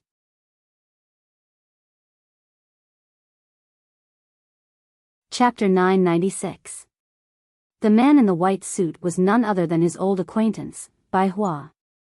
The people around him were all big-bellied and imposing. They were clearly the bosses of various companies. Even so, Bai Hua stood proudly in the crowd, like a crane among chickens. His imposing manner completely overwhelmed everyone else. He truly lived up to his reputation as the first young master of the third generation. Qin Guang's eyes widened. What the hell? Why is brother Bai Hua here at this time? Are you here to mess with me? Bai Hua saw Qin Guang from afar and decisively walked out of the crowd. The others hurriedly followed behind him. Among this group of people, Qin Guang also saw a few old acquaintances, including Lu Chao from Lu Shi culture, Wang Qing's father, Wang Guoxiong, and the big boss of the five capital underworld, fourth master Yin. At this time, all the big bosses' faces were filled with joy. Qin Guang remembered that Bai Hua had previously come to Dechuan province on behalf of Tianyi Energy to discuss a new energy project that would invest tens of billions of yuan. It seemed that the matter would be finalized in a few months. Qin Guang, I've asked around and found out that you're filming here today. Since I'm already nearby, I thought that I might as well pay you a visit. Chairman Lu and the rest also wanted to come over and greet you. I hope I didn't disturb you, right? Bai Hua walked closer and asked with a smile. Qin Guang thought, you're already here, what else can I say? Even if someone really has an opinion, it should be Big Beard Dang's problem, not me. He could only casually wave his hand. It's fine. Bai Hua acted as if he was very familiar with them. He turned around and asked the big bosses to sit down. Big Beard Dang also recognized Bai Hua and the people behind him. He hurriedly came over to say hello and then quickly ran away. Bai Hua waved at Jean Shiyue and Jiang Yage, who were putting on makeup on the other side of the room. He then turned around and asked Qin Guang curiously, I heard that you guys are almost done. What scenes are you shooting today? Is it okay for us to watch? I know that your acting skills have already reached the pinnacle. You won't be affected, right? Qin Guang shrugged. It doesn't affect me at all. As for today's scene, he swallowed his saliva, then looked at the other bosses like Lu Chao, who were like curious babies, and sighed. We'll be shooting the kissing scene today. Bai Hua's body trembled. A kiss scene? With whom? Qin Guang's gaze turned to the two women, Jean and Jiang. His eyes were especially deep. Those two. Shoo. The people who came to watch the show twitched. and the big shots also had a very unique feeling in their hearts. Their impromptu visit had actually become a historical moment. As half an insider in the entertainment industry, Lu Chao immediately began to popularize science to others. Jin Shiyue and Jiang Yage never shoot intimate scenes. Chen Guang waved his hand. Director Lu, don't mention this matter. I'm under a lot of pressure. Lu Chao thought that Chen Guang was being modest, and instead said with a face full of envy, Director Chen, you're being too modest. You don't need to feel any pressure. Think about it, the two of them have been in the industry for so many years, and they've filmed so many scenes. Not to mention kissing scenes, have they even held hands before? No, right? In my opinion, the only person in the entire entertainment industry who can make the two heavenly queens break through their limits and boundaries is you. That's right. If it were anyone else, would the two heavenly queens make such a sacrifice? Nonsense, how can this be called a sacrifice? This is filming. This is the art of film, what do you know? Old Lu is still the one who knows how to speak. As expected of someone in the industry. Anyway, Director Chen, do your best. I won't say much, but on behalf of my company, when your movie is released, our company will directly book the entire theater. Yo, that's a big deal. Old Li, your company has more than 30,000 employees. Are you going to do it together? Don't tell me you're bragging. The boss, who was called Old Li, waved his hand nonchalantly. How is this a big deal? My company organizes our employees to watch movies every year. Doesn't it matter who they watch? Of course, we have to watch our own people. The others also chimed in one after another. These guys were indeed shrewd people. Their words were all flattering Chen Guang, but no one expressed any envy. Everyone present was a big shot. Although they might not know the real background of Jin Shiyue and Jiang Yage, they could roughly guess it, so they did not dare to be envious. That was why things in the world were so interesting. Big shots like Lu Chao and Wang Guoxiong were much more powerful than Bai Shuihe and his son from the Dan family. It was because they stood at a higher position that they could see more things, and their actions were more meaningful. However, Chen Guang did not enjoy their flattery. Instead, he could not sit still, feeling as if he was being roasted on a bonfire. Especially when Bai Hua's expression gradually changed, Chen Guang felt even more unbearable. Brother Bai wanted to say something but hesitated. Perhaps he felt that something was wrong, but everyone here was an outsider, so it was not convenient for him to speak. Finally, when the cameras were about to start shooting, Bai Hua separated himself from the crowd and looked for Chen Guang. He asked, Chen Guang, is this okay? Chen Guang knew what he was referring to. After all, in his heart, he and Jin Shiyue had always been lovers. Back then, he had fallen in love with Chen Yu before he was willing to completely give up on Jin Shiyue. But today, Chen Guang had to shoot kissing scenes with two people at the same time. It was inevitable that he would not feel good. Although their relationship had changed, and it was no longer the love from before, Bai Hua did not want to see Jin Shiyue feel wronged. How could Chen Guang tell him that not only did Jin Shiyue not want to feel wronged, but she also wanted to learn from Jiang Yage and crazily take NGs? He had no choice but to pat Bai Hua on the shoulder. Brother Bai, don't worry. I understand. Don't think too much about it. It's just a movie. Isn't this normal for other actors? Bai Hua felt that there was something wrong with his words, but he couldn't refute him. It was not until Chen Guang walked away that he fiercely stomped his feet. Hey! I didn't think it through. I should have asked him just now. Since you said it's a movie, what would you do if Shiyue and Grace were to shoot kissing scenes with someone else? Didn't he trick them into doing it? Jin Shiyue was lying quietly on the hospital bed. The makeup on her face was a little pale, and she looked very pale. This was a specially decorated ward. There was a white lily on the windowsill, and the TV was playing a highlights clip of a boxing match. In the movie, the girl's life was about to come to an end. She could close her eyes at any time, never to open them again. But at this moment, her eyes were wide open as she stared at the TV screen. Congratulations. Congratulations to Chen Lei for winning the CBO championship. He's an unprecedented genius. On the TV, the young man she missed day and night was standing in the boxing ring. His eyes were swollen, and it was hard to tell whether his face was covered in blood or sweat. He raised his right hand high and grinned. Even through the screen, one could see the pride in his heart. The scene on the TV changed to a reporter interviewing the boxer, Chen Lei. Mr. Chen, what do you want to say the most at this time? On the TV, Chen Lei was facing the camera. Me. I want to tell my girlfriend, no, my wife. Wife, did you see that? I won. I'm coming home right now. Let's get married. Jean Shirue smiled. Her smile was exceptionally sweet, and a faint blush appeared on her pale face. Her face was filled with unparalleled happiness. Cut. Cut. Good, very good. This scene is amazing. Big Beard suddenly shouted, cut, and then checked the effects of the scene over and over again. The more he looked, the more satisfied he was. Jean Shirue's condition was perfect to the point of being impeccable. Originally, the bearded man was worried that it would be difficult for her to finish the entire scene in one go with this makeup, especially the last one, which was especially difficult.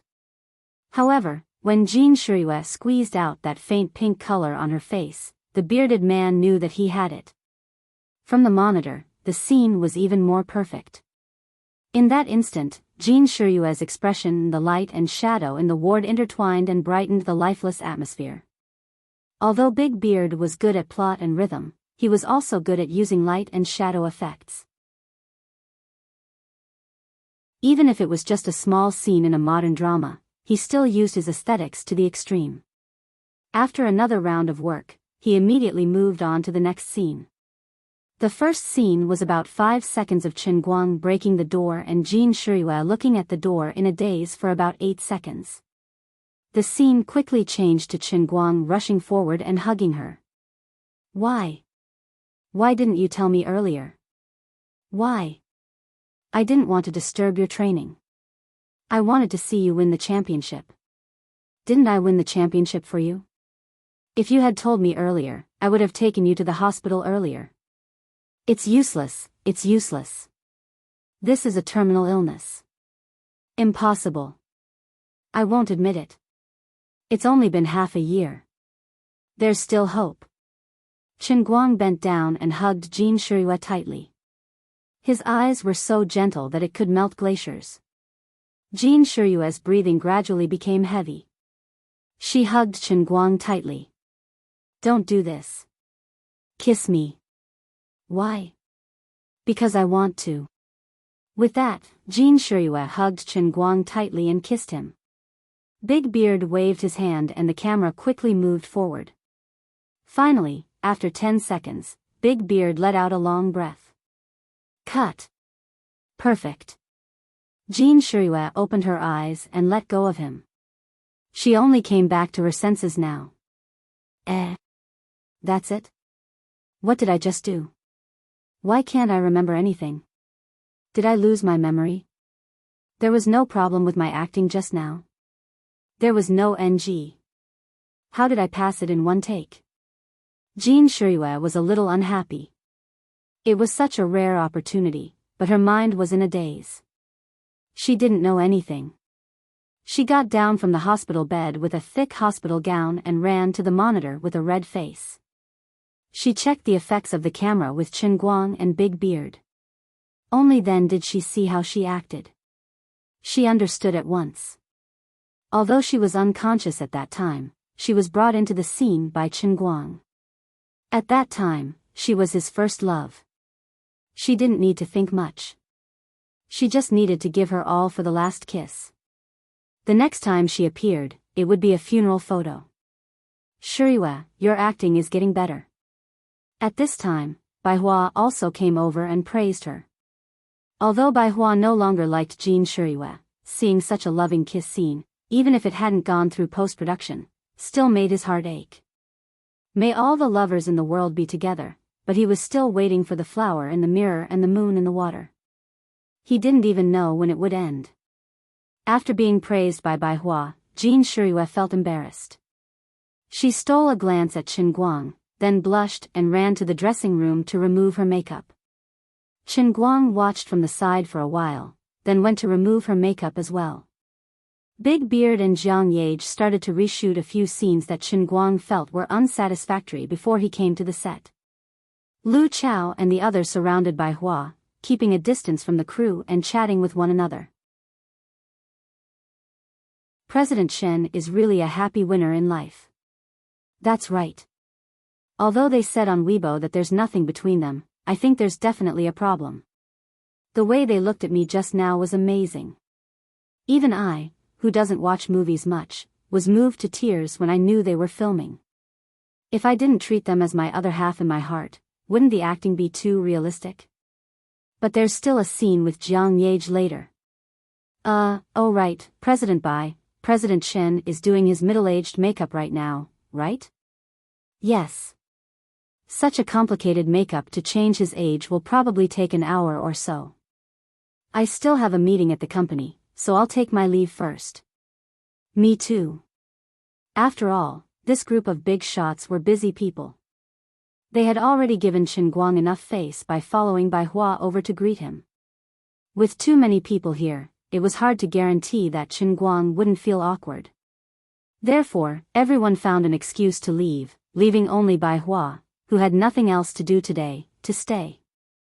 Of course, when the big shots left, they couldn't help but feel regretful that they didn't get to see Chen Guang kiss the two heavenly queens in a row. This was also the reason why they left at the last minute. They were really afraid that Chen Guang and Jiang Yage's kissing scene would be so perfect. If that happened, how would they flatter him? It wouldn't be a good thing if they accidentally saw a love triangle between the rich and the powerful. They thought about how some of their descendants were addicted to these two little girls, and then thought about how they could use filming to get close to Chen Guang. They couldn't help but feel heartache for their juniors. Compared to ordinary people, their juniors might be envied as second-generation rich kids, but compared to Chen Guang, their second-generation rich kids were really embarrassing. Little Chen was really amazing. In just half a year, he had gone from being an ordinary student to the top. Even young Master Bai from Yanjing, who came to Wujing, specially came to greet him. With this kind of treatment and status, it wouldn't be wrong to say that he was the #1 young master in China. Unfortunately, he didn't have any background. If his good-for-nothing sons had 1/10 of his ability, it would be enough to comfort his old heart. About 3 hours later, at about 4:00 in the afternoon, the second kiss scene officially began. Because this was the last part of the boxing match, the props had to be completely restored to the previous scenes. As for the extras, they didn't have to worry too much. It would be fine as long as the extras were glued to the extras in the post-production. In addition, some of the main audience members who had lines and close-ups also came to the set today. Bai Hua stood far beside Big Beard and looked at the monitor with him. When he saw Chen Guang kissing Jiang Yage again and Jiang Yage crying tears of happiness, he also unknowingly teared up. He didn't know that even though he was separated by more than 20 meters, he was still dragged into the world of acting by Chen Guang. At this time, his mind was turning over and over again, and all he could think about was the tall girl who he bitterly loved but didn't respond to. The love in the movie is so happy, but why is my life so bitter? Bai Hua silently turned his face away, not wanting to let others see his tears. He really wanted to drink a glass of wine and then forget everything.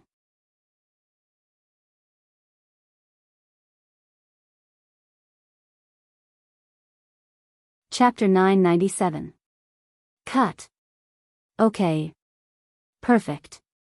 We're really done this time. Bai Hua was lost in thought when Big Beard Deng, who was sitting next to him, suddenly shouted. He stood up from his chair with a face full of excitement, waving his hands and feet. Bai Hua was shocked. He looked at Big Beard's back. Even though he couldn't see his face, he could feel the excitement and vigor coming from him. He didn't look like an old man in his 50s at all. On the big set, the other crew members also raised their arms and cheered. For many people in the crew, the months-long filming had finally come to an end. Although it was faster than they had imagined, when the dust finally settled, they still felt a sense of satisfaction as if the long journey had finally come to an end. This was also a kind of relief. Chen Guang was still lying on the edge of the boxing ring, his head hanging in the air. Jiang Yage supported his head from below, still crying. She desperately moved her mouth closer to Chen Guang's. Not only that, but her tongue was also desperately moving forward. When she was chatting with Jin Shiyue, she had put it nicely. The two of them were still wondering if Chen Guang would stick his tongue out. Previously, when Chen Guang and Jin Shiyue were filming, it was Jin Shiyue who was completely pulled into the scene and took the initiative to attack. Now, it was Jiang Yage who was also pulled into the scene. Because she was playing the role of a particularly active and youthful beautiful girl fan, her performance was even more aggressive than Jin Shiyue's. From the start of the scene, she wanted to rub Chen Guang's neck into her body. Her tongue was like an electric drill, straight into his body. At that time, Chen Guang didn't avoid it. As the world's best actor, he brought others into the scene, and he himself was also in the scene. But now that Big Beard had clearly shouted, "Cut," and the others had already started cheering, Chen Guang had instantly broken away from his acting, but Jiang Yage was still immersed in it. Imagine the scene at this moment. The others were raising their arms and cheering, flying hats and congratulating each other in various ways. But he and Jiang Yage were still kissing non-stop. It was really quite awkward. He tried to speak, but this woman was too unreserved. "Do you want me to eat your tongue?" He couldn't speak, afraid that she would accidentally bite him. At this moment, Chen Guang wanted to push her away, but he was in an awkward position. So when he forcefully pushed his head up, he ended up landing on her chest instead. Although when there was no one around, not to mention touching it, it wouldn't be a problem even if he held it in his hands and molded it into all sorts of shapes, but now they were in public. There were so many people, especially Brother Bai, who was watching. In Bai Hua's heart, he and Jin Shiyue were the ones who had that kind of relationship. If he acted too intimately with Jiang Yage in front of him, it would seem like he was letting her down. Chen Guang knew that his thoughts were quite shameless, so other than this kissing scene, he had been trying very hard to keep his distance from Jin Shiyue. But just from Jin Shiyue's kiss, which was almost like her acting, Chen Guang knew that his efforts were probably in vain. The hardest thing to manipulate was the human heart. The tree may desire peace, but the wind will not subside. He had even said something as heartless as breaking up, so how could he push Jin Shiyue away? What made him even more distressed was that this matter would actually be better handled by Jiang Yage. But it was obvious that Jiang Yage didn't want to have a showdown with Jin Shiyue. She hid the fact that the two of them had already had a relationship from Jin Shiyue and even gave Jin Shiyue advice. Chen Guang was speechless. He didn't know what the obsessed Jiang Yage was thinking. Bai Hua was still sitting in the same place. The cameraman left the camera and went to celebrate. He didn't turn off the power. At this time, he was still looking at the two of them kissing passionately. He had never acted before, so he didn't know how to evaluate the current situation. But he had already found an explanation for the two of them. He heard that really good actors had a process of getting into and out of character. Maybe the two of them were too immersed in character and couldn't come out of it for a while. Although Bai Hua hadn't read the script, he could feel the sincerity of the two characters. The more he thought about it, the more envious he was. The happier the others on the set were, the lonelier he felt. Finally, the set gradually quieted down. They couldn't be excited for long. What awaited Big Beard Deng and the other directors was the next step of the special effects and editing work. They still had a lot of work to do. One after another, people noticed that Chen Guang and Jiang Yage were still kissing. Many of them pinched their fingers and counted. It had been about 4 to 5 minutes, right? Aren't you guys a little too much showing off your affection in and out of the show? Chen Guang was really embarrassed. He secretly reached out to scratch Jiang Ye's armpit. Ha ha ha ha. Jiang Ye couldn't hold it anymore. She giggled and stepped back. She said unhappily, "What are you doing? Be more serious when you're filming. Don't disturb me." Chen Guang shrank back into the middle of the boxing ring and then stood up straight. "You still have the cheek to say that to me? We've already finished filming, okay? It's completely finished." Jiang Ye was stunned. "How is that possible? We just kissed. It was at most 5 seconds." Chen Guang really didn't want to talk to her. "Thank you, it's been 5 minutes." Jiang Ye exclaimed, "Ah. It can't be, right? Where did all the time go?" Chen Guang shrugged. "I haven't even had the chance to enjoy my youth and I'm already old." Big Beard and the other main cast members couldn't help but laugh. They all thought that Jiang Ye was completely immersed in her character. She even bumped into the joke of 10,000 years in a blink of an eye. At this moment, Jin Shiyue, who was extremely envious of Jiang Ye, also walked up and patted her on the shoulder. "All right, the movie is really finished this time. Go and remove your makeup." Jiang Ye quietly helped Jin Shiyue up and looked in Chen Guang's direction reluctantly. She said to Jin Shiyue in a low voice, "I haven't even NG yet. It's only been 1 shot. I can't take it lying down." "I didn't either." "That's true." Chen Guang also cupped his hands in greeting to everyone. He had intended to remove his makeup, but he saw that the main cast members were all staring at him. He didn't know what he was thinking, but his brain worked for a moment. He said casually, "It's rare for the movie to be finished. Uncle, don't work tonight. Why don't we all find a place in Wujing for a meal?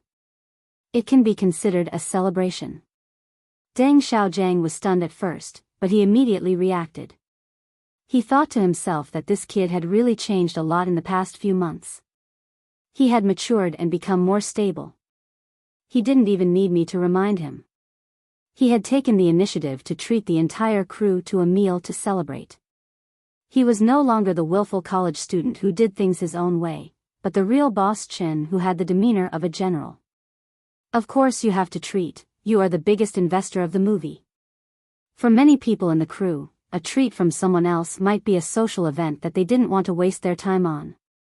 But for the #1 internet celebrity in China, the boss of the movie investment company, and the person who had led the entire cast and crew to great heights in the past 2 months, it was naturally a big deal.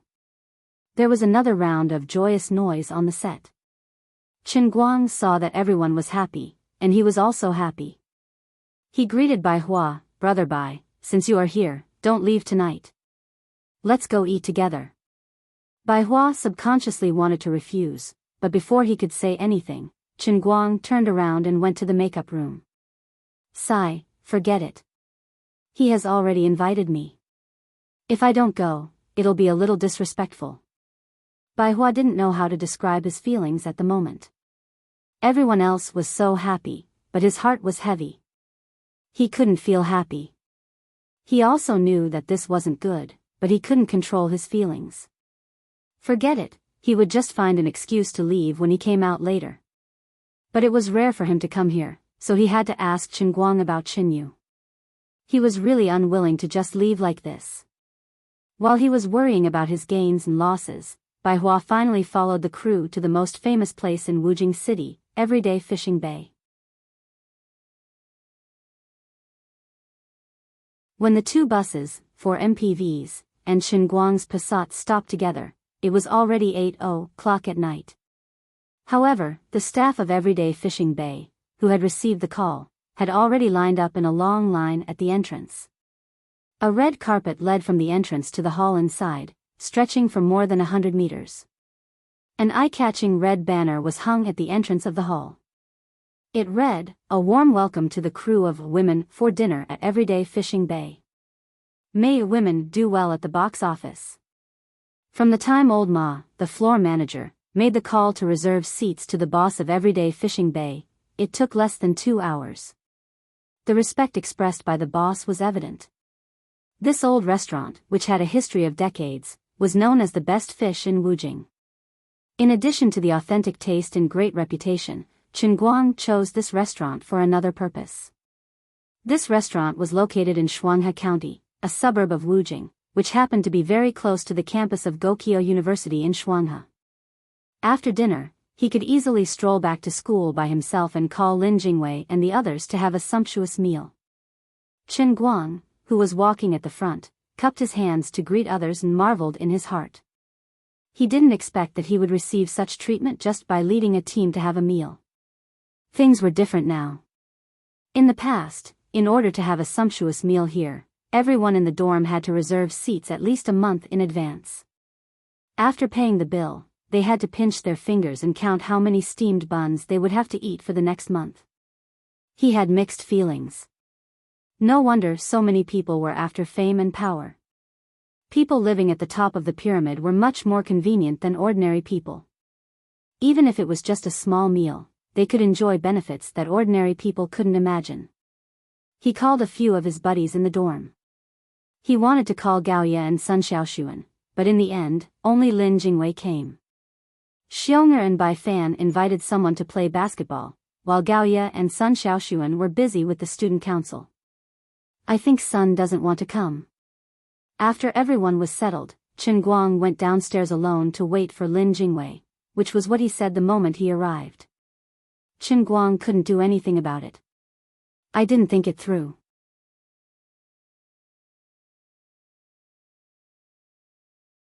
Chapter 998. Lin Jingwei looked at him and sighed. Sometimes I wonder, are you the second-generation heir or am I the second-generation heir? Compared to you, I'm really the perfect man, the kind that you can't find even if you look for a lantern. Let's not talk about me, just look at Brother Xiao Bai. He's a handsome man, a gentleman, and the number of girls who like him can form a line from Zizaman to the Olympic Village. But he's also hanging his heart on you, you crooked tree. Sigh, look at how innocent we are. Standing with a decent person like me, Brother Guang, is it stressful for you? Sigh. Chen Guang felt uneasy after hearing what Lin Jingwei said. All right. It's all my fault. Seeing Chen Guang sigh, Lin Jingwei comforted him again. All right, I understand. It's not all your fault. Everyone has emotions and desires. With your personality, you can't take the initiative. Otherwise, you'd be able to open an imperial palace. I'm not blaming you. I just feel that this is a little unfair to the class representative. Gao Yu often talks to me about the class representative. She wants me to advise you, but I can't give you any advice. What are your plans?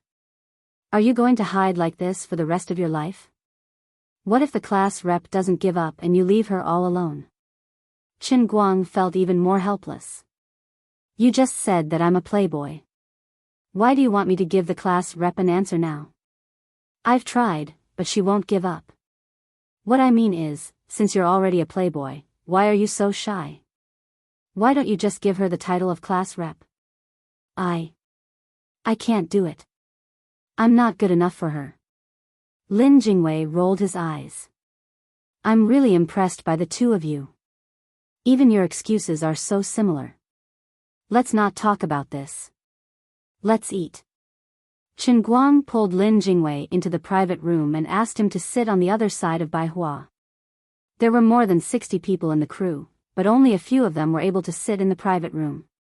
Only Big Beard Deng and a few other assistant directors, as well as Yang Shi and Old Ma, Chen Guang, Jiang Yage, Jin Shiyue and Bai Hua, and now Lin Jingwei. The large round table was just about full. Lin Jingwei didn't want to make Chen Guang's mood too heavy, so after sitting down, he took the initiative to chat with Bai Hua. But after all, this wasn't like in private. They couldn't talk about the matters in the imperial city of Beijing, so they could only talk about other things. In the end, after just a few words, Lin Jingwei brought up a sore spot and asked, Brother Xiao Bai, you went to visit the filming crew today? What kind of scenes did they shoot? How did it feel to watch a movie for the first time? Bai Hua, who had finally calmed down, felt a lump in his throat again. It was pretty good. Pretty good? Was it Brother Guang who acted well? Or was the movie itself good? Brother Xiao Bai, are you interested in investing in a movie? We've all seen it online. It's pretty easy to invest in a movie these days. Although most of the people in the private room didn't know who Lin Jingwei was, seeing that he was quite familiar with Bai Hua, they could roughly guess that this classmate of Qin Guang wasn't simple. They all chimed in, saying that with CEO Bai's status and wealth, it wouldn't be surprising for him to invest in a movie. Even Jiang Yage was interested. She pulled Jean Shirue over and said that if they really wanted to shoot a movie, they might not have the time to be the main characters, but it wouldn't be a problem for them to make a cameo appearance. Bai Hua's eyes were fixed on Qin Guang. Qin Guang, if I invest in a movie, can you help me get your sister, Qin Yu, to play the female lead role? Qin Guang, who was drinking water, almost spat it on Bai Hua's face. Huh? Who will be the male lead? Bai Hua blushed. Me. The moment he said that, Qin Guang, Lin Jingwei, and Jiang Yage were all dumbfounded. Brother Xiao Bai was really going all out. This guy had obviously seen Qin Guang's kissing scene today and wanted to take advantage of her. Qin Guang placed his right foot on Lin Jingwei's foot under the table and rubbed it with all his might before forcefully putting on an act and said with difficulty, "My big sister doesn't like to show her face in public." Bai Hua sighed again. You're right. I was too impulsive. Please apologize to him on my behalf. Impulsive my ass. Apologize my ass. Let's not talk about whether Qin Yu really existed. Even if there was such a person, no one had heard what you said. There was no need for you to apologize. As long as you can borrow my mouth to speak to the non-existent Qin Yu, you will be satisfied, right? There's no need to apologize. It's not a big deal. Qin Guang evaded. On the other side, Jiang Yage knew that Qin Yu was Qin Guang in disguise. She knew that the more she said, the more mistakes she would make. She quickly stopped talking and pulled Jean Shirue to look at the food on the table. Bai Hua fiercely drained the cup in front of him, choking and coughing twice.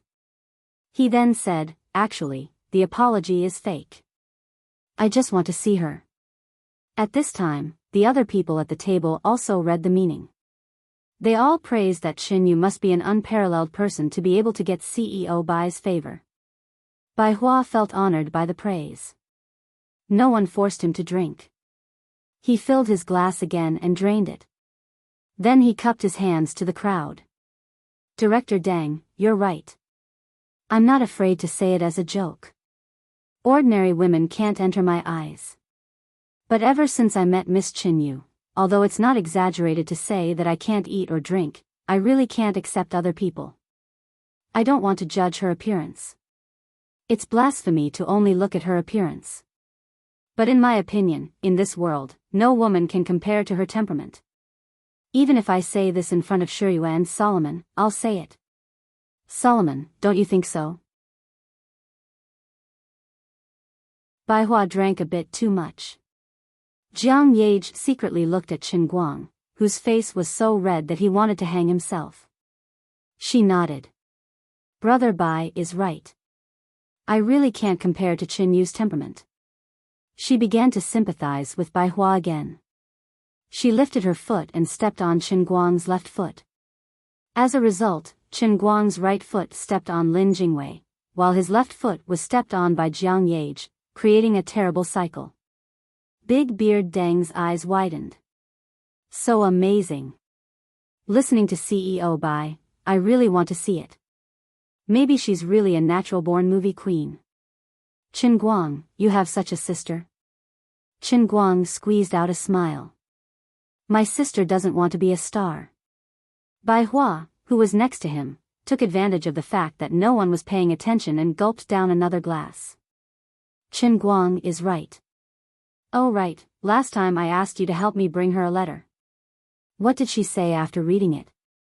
Chen Guang didn't know how to answer him.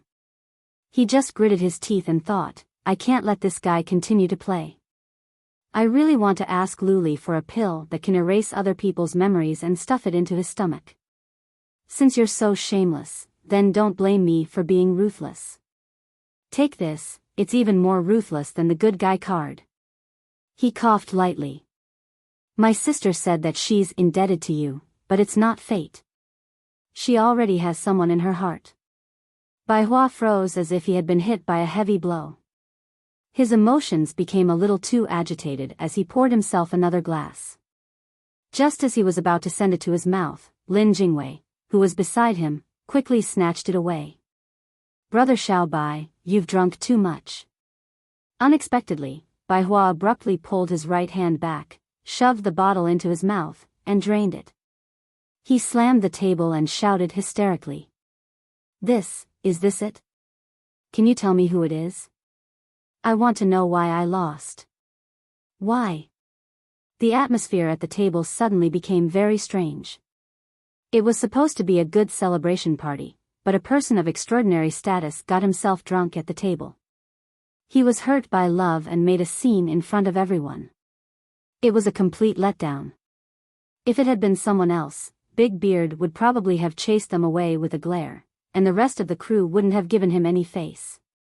But this was Bai Hua, the current vice president of Tianjin Energy, the person who had the power to control tens of billions of cash flow. Ever since he returned to China, he had become the new head of a huge state-owned enterprise that was very popular in the Chinese business world. Even though his current position had little to do with the entertainment industry, everyone knew that such a person would have a terrifying influence in China in the future. If anyone dared to offend him, he didn't have to do anything. He just needed to put on a show, and besides a famous director like Big Beard, everyone at the table would lose their jobs.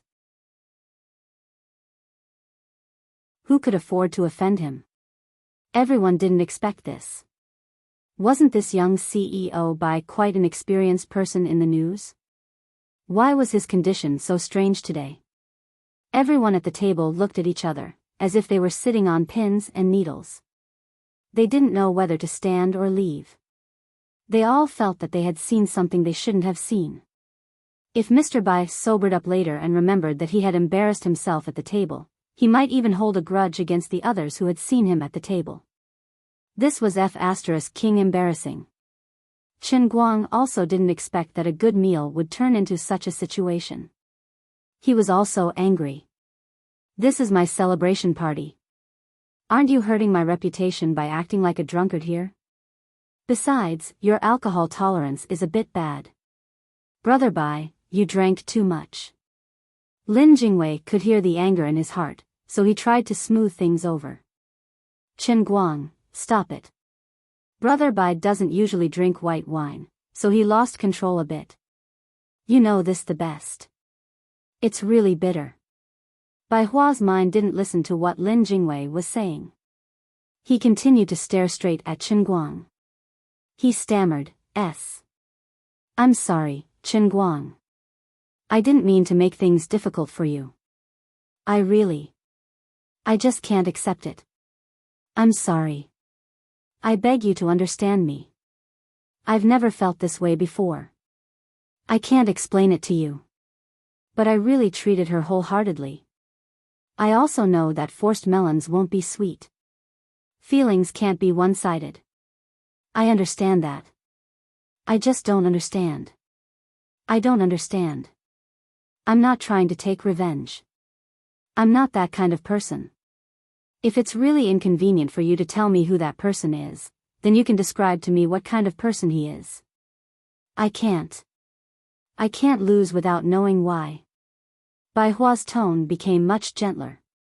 His current state was that of a person who was drunk but didn't think he was drunk. After saying some nonsense, he temporarily regained some sobriety and felt ashamed of his drunken antics. In his heart, Chen Guang felt that Chen Yu was a fictional character, and the person she was in love with was even more fictional. You want me to describe a fictional person's fictional lover? Aren't you forcing me to bluff? At that moment, Jiang Yage poked his waist from the side. Chen Guang turned his head to look at her. Jiang Yage's eyes darted to the door from time to time. Her original intention was to think of a way to drag Bai Hua away. They couldn't stay here any longer. Chen Guang pretended to be enlightened. He looked at Jiang Yage with his mouth slightly agape and his eyes wide open. Jiang Yage cursed in her heart. What did you understand? She wanted to say something, but it was too late. Chen Guang turned his head to look at Bai Hua and took a deep breath. Brother Bai, I really didn't want to tell you this. But if you really want to ask, I have no other choice. Speak. Bai Hua's eyes were hazy. Chen Guang said resolutely, my sister said that how can people of different genders fall in love? She likes gentle, petite, and adorable girls. Bai Hua's eyes widened and his face became paler. His defeat was downright hopeless. Never in his wildest dreams would he have thought that he would lose to a man. The woman I like also likes women. No wonder my hot blood couldn't be exchanged for even the slightest bit of response. I used the wrong force. Why is my life so bitter? The most frightening thing was that the air suddenly became quiet. But in that instant, the private room was completely silent. Everyone's mouth was wide open, forming an O shape. Lin Jingwei, who was standing behind Bai Hua, had a look of despair on his face. My brother Guang, you really dare to F***king trick me. Jiang Yage clutched her chest, feeling that her heart was about to explode. Only Jin Shiyue, who had seen Qin Yu before but didn't know anything, had a look of enlightenment. She subconsciously said, no wonder. When I saw Qin Yu in Beijing, I felt that she was especially manly. She had a little temperament in that aspect. Don't say any more. Bai Hua clutched his chest, his right hand holding the wine bottle, stumbling out of the room step by step. I'm going out for a breath of fresh air. Chen Guang, Lin Jingwei, and Jin Jiang hurriedly followed him out. Before leaving the room, Chen Guang turned around and apologized to the others in the private room. Everyone, I'm sorry, but Brother Bai didn't mean any harm. You guys continue to eat. We'll find a way to send him to rest. Don't take it to heart. Big Beard and the others nodded, not daring to take it to heart. They only wished that they could lose their memories after tonight. They were 2 steps late. When Chen Guang and the others came out, Bai Hua was pulled by Lin Jingwei and poured the remaining half bottle of white wine into his mouth. Lin Jingwei was so anxious that he jumped up and down. Brother Bai, don't. The few of them crowded out the door under the surprised gaze of the daily fishing bay's waitress. Bai Hua didn't even take 2 steps before the wind blew against him. He held on to the tree next to him and began to vomit. However, he didn't sober up after vomiting. Instead, he became even more drunk. He struggled out of Lin Jingwei and Chen Guang's hands, tears streaming down his face. He didn't look like a graceful gentleman at all. He looked like a destitute young man who was trapped by love. The way he was, it would only make people sad and cry. I feel terrible. I want to drink. Chen Guang raised his hand and wanted to knock Bai Hua out. Lin Jingwei stopped him and shook his head slightly. Forget it. Let him vent. Your internal force should be able to prevent him from dying, right? Chen Guang retracted his hand. That won't happen. Then let him drink as much as he wants. This can't go on like this. It's too torturous. Let him give up completely. Brother Guang, do me a favor. I beg you. Other than the few of you, I only have Brother Bai as a friend. Seeing him like this, my heart feels terrible. If we knew it would be like this, we would have thought of something else. I'm also guilty. Chen Guang sighed. Fine. Didn't you drink? You drive to Chief Lu's club and let him drink as much as he wants. Sigh. Unfortunately, there's no medicine for regret in this world. Alcohol can only poison the intestines. Thus, the group of people drove Chen Guang's Passat. Jiang Yage drove, Jin Shuiwa sat in the front passenger seat, and Chen Guang and Lin Jingwei sat in the back. One on the left and the other on the right, they carried Bai Hua towards the city. When they first got on the car, Bai Hua was still quiet. However, halfway through the journey, Bai Hua finally did something that made Chen Guang break out in a cold sweat. He took out his phone and turned to look at Chen Guang. "Chen Guang, let me see your sister. I swear this is the last time I'll mention this.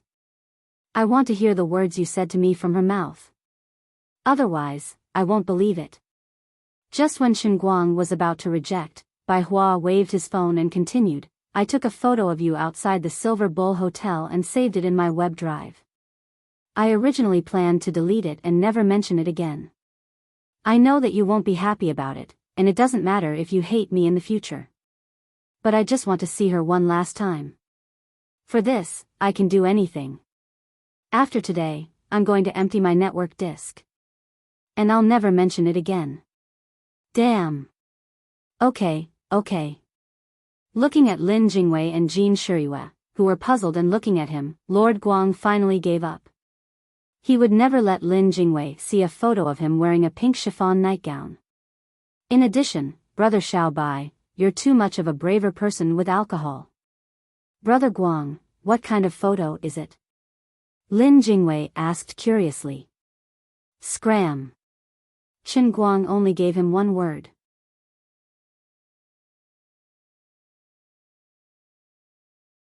Chapter 999. If he had a choice, he really didn't want the legendary Chen Yu to reappear. He felt that this was a stain on his life.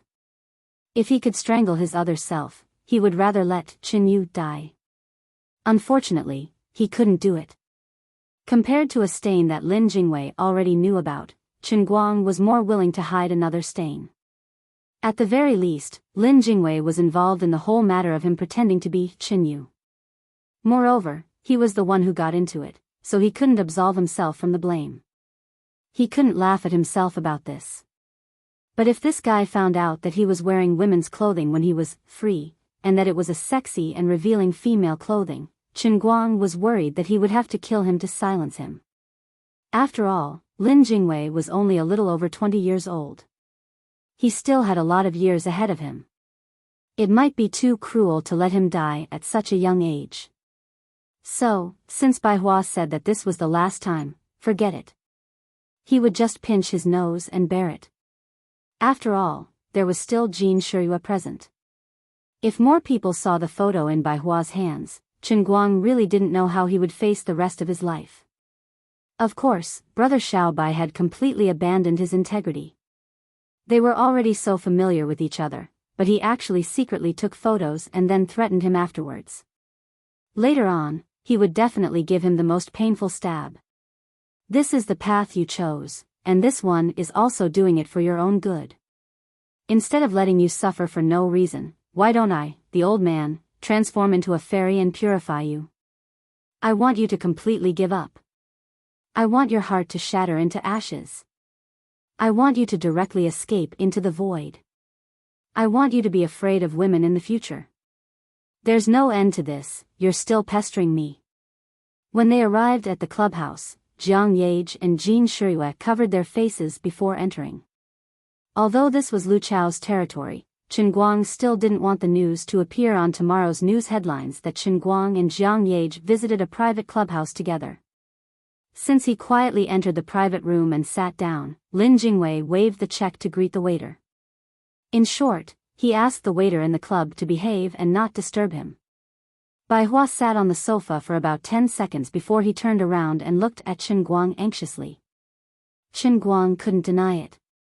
Sigh, all right. Don't look at me like that. I'll go look for her now. Is she really in the 5 capitals? Bai Hua was overjoyed. What else could Chen Guang say?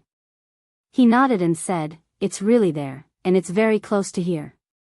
Okay, you guys go ahead and sing. I'll be back soon. Bai Hua jumped up from the sofa and said, Jingwei, help me get a dozen beers. I want to boost my courage. The others also didn't want to talk to him. How can you boost your courage with your current courage? You're CEO by, and you don't even want your face anymore. How can you boost your courage? Are you trying to boost your cholecystitis? On the other side, Chen Guang pulled Jiang Yage and ran away. After all, he pretended to come out to pick them up, but he was drunk. He couldn't violate his principle of never driving after drinking. So, Jiang Yage had to be his designated driver. After the two walked out of the private room, Chen Guang personally went to buy out the private room next door. He was very familiar with this move. What should we do now? Jiang Yage seemed excited and nervous. Even though she had already seen Chen Guang's good deed, she didn't expect to have the opportunity to personally participate in his cross-dressing process. This was a wonderful experience that couldn't be found anywhere else. Chen Guang shrugged. What else can we do? Put on makeup. Did you bring anything? Jiang Yage shook her head. I usually only put on some light makeup. I only bring some foundation with me. I'm afraid it'll be difficult. Then, do you know how to put on makeup? How good are you compared to Sister Hua? Jiang Yage knew who Sister Hua was the moment she heard her name. She said cheerfully, to be honest, I learned from Sister Hua. Sister Hua said that I'm only a fingernail away from her. Chen Guang thought for a moment. That's good. I'll call someone to send something over. Chen Guang thought that he couldn't let Big Beard Deng know about this. Luckily, he still had the phone number of boss Hao Yukai, the CEO of Iris Flower Prop Company. Although it was a bit difficult to ask someone to send the equipment over at 10:00 at night, his face was bigger than the sky. Boss Hao shouldn't have any objections. Hao Yukai jumped 3 feet high after the phone call. He asked for the location and the equipment requirements. He immediately patted his chest and said that his company wasn't far from here, and the equipment would arrive in half an hour at most. Chen Guang's request was simple. He wanted the special makeup equipment that the guy who sang, The Drunken Concubine, used on stage. He also wanted a suit. Chen Guang didn't know what Hao Yukai wanted, but it shouldn't be much. After all, Sister Hua, the #1 magic artist in Beijing, had only carried a suitcase over. As for why he wanted these things, he wouldn't explain it to Hao Yukai. Boss Hao wouldn't ask either. As long as Chen Guang owed him a favor, he would be more than happy. In just 25 minutes, Hao Yukai personally carried the bags and even brought a makeup artist to the rescue. How could Chen Guang let someone he didn't trust see his ugly appearance? If word got out, he wouldn't be able to face the world anymore. Since Jiang Yage was there, Chen Guang decisively sent everyone away. Then, Chen Guang used his phone to search for the photos he had taken when he was Chen Yu and asked Jiang Yage to compare them. About 40 minutes later, the supermodel, Chen Yu, reappeared. Jiang Yage looked at her work of art with satisfaction. When I don't want to sing or act anymore, I can steal Sister Hua's business, she said as she poked Chen Guang's fake breasts. So annoying, it's more bouncy than mine. Stop it. It's been an hour. Go back to the room next door and tell them I'll be there soon. Will Chen Yu be there soon or will Chen Guang be there soon? Slapping her butt, Chen Guang roared, I told you to stop fooling around. But your voice right now, it's okay. Don't worry about me. I have a way. Jiang Yage responded. Then, she looked at Chen Guang up and down happily before going back to the room next door. Chen Guang took out a cup from his bag and called out to Liuli in his mind. Unfortunately, there was no response. He had no choice but to clench his teeth and sink into the cup. As soon as he went in, he was greeted by a fist. Lu Ming's cheering came from afar. Sister Liuli, quick! He's here again. Beat him up. Chen Guang quickly covered his face. Stop it. This is a critical moment. Don't ruin my face. Pfft. Liuli's fist didn't hit his face in the end. Instead, she laughed. This idiot, pretending to be a woman again. Lu Ming also laughed and waved his big green fruit. Yo, I couldn't tell. You're pretty good looking. This guy really knows how to have fun. He's self-sufficient. Qin Guang touched his chest. There's something. What the hell? He didn't know what was wrong with the heavenly holy grail today. It brought in the makeup it put on outside. Usually, he would run away decisively. But now, he was under the eaves. Let me lower my head first. The situation is urgent. Don't tease me. I just want to settle this mess. Help me. I will never forget your kindness. Liuli rolled her eyes. It's not impossible for me to help. I won't hold it against you for blowing me up last time. But I only have one request. You don't want me to ask about the 170 million, right? No matter how slow-witted Qin Guang was, he should have guessed the situation. If it had been in the past, he would have been so distressed that he would have wanted to fight Liuli to the death. But now, he was not so short of money. He could still bear the loss of 170 million yuan. Although it was still painful, he had to accept it. You're smart. Liuli nodded contentedly. All right. I won't ask any more. Actually, I knew that you, the Divine Emperor's financial butler, wasn't reliable from the television dramas you watched. You're still talking. You're still exposing my scars. I won't talk anymore. Qin Guang didn't admit it verbally. But in his heart, he was cursing. A person's shamelessness was invincible. A god's shamelessness could destroy the world. If you squander, then so be it. Why is it so hard to admit a failure and mistake? You're allowed to make mistakes, but you can't let others correct you. I'm not blaming you. Looks like I have to beat you up today. Damn it. How could I forget that she can hear my cursing in my heart? But Liuli didn't go too far. She was just scaring him. When Qin Guang came out of the world in the cup, he coughed lightly. His voice had changed back to the perfect Qin Yu voice. All right. He took a deep breath. The world-class acting was on again. Forget it.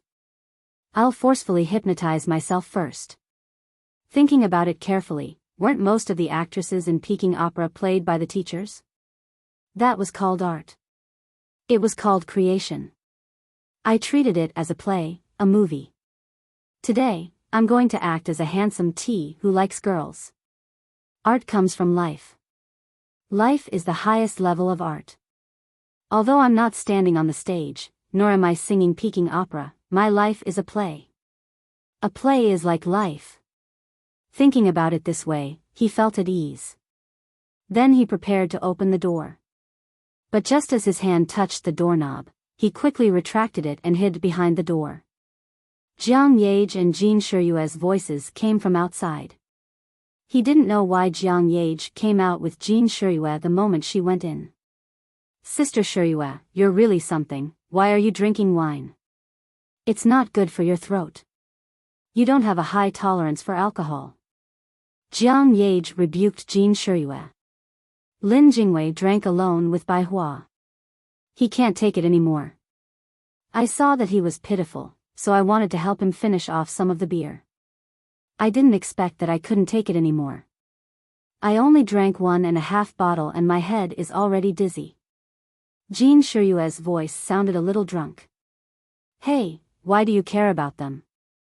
With Qin Guang around, they won't be in trouble no matter how much they drink. You don't know his martial arts. It's amazing. Didn't you say he had something to do and left first? Yes. But if something really happens, I'll call him and ask him to come back. The two chatted as they walked away. They were preparing to go to the toilet to vomit for a while. Qin Guang wasn't in a hurry to go out. He planned to wait until the two returned to their room. After waiting for 3 or 4 minutes, their voices came from outside again. You're tuning into the Romantic Tales YouTube channel. Don't forget to subscribe and join us on this journey to catch the most captivating stories.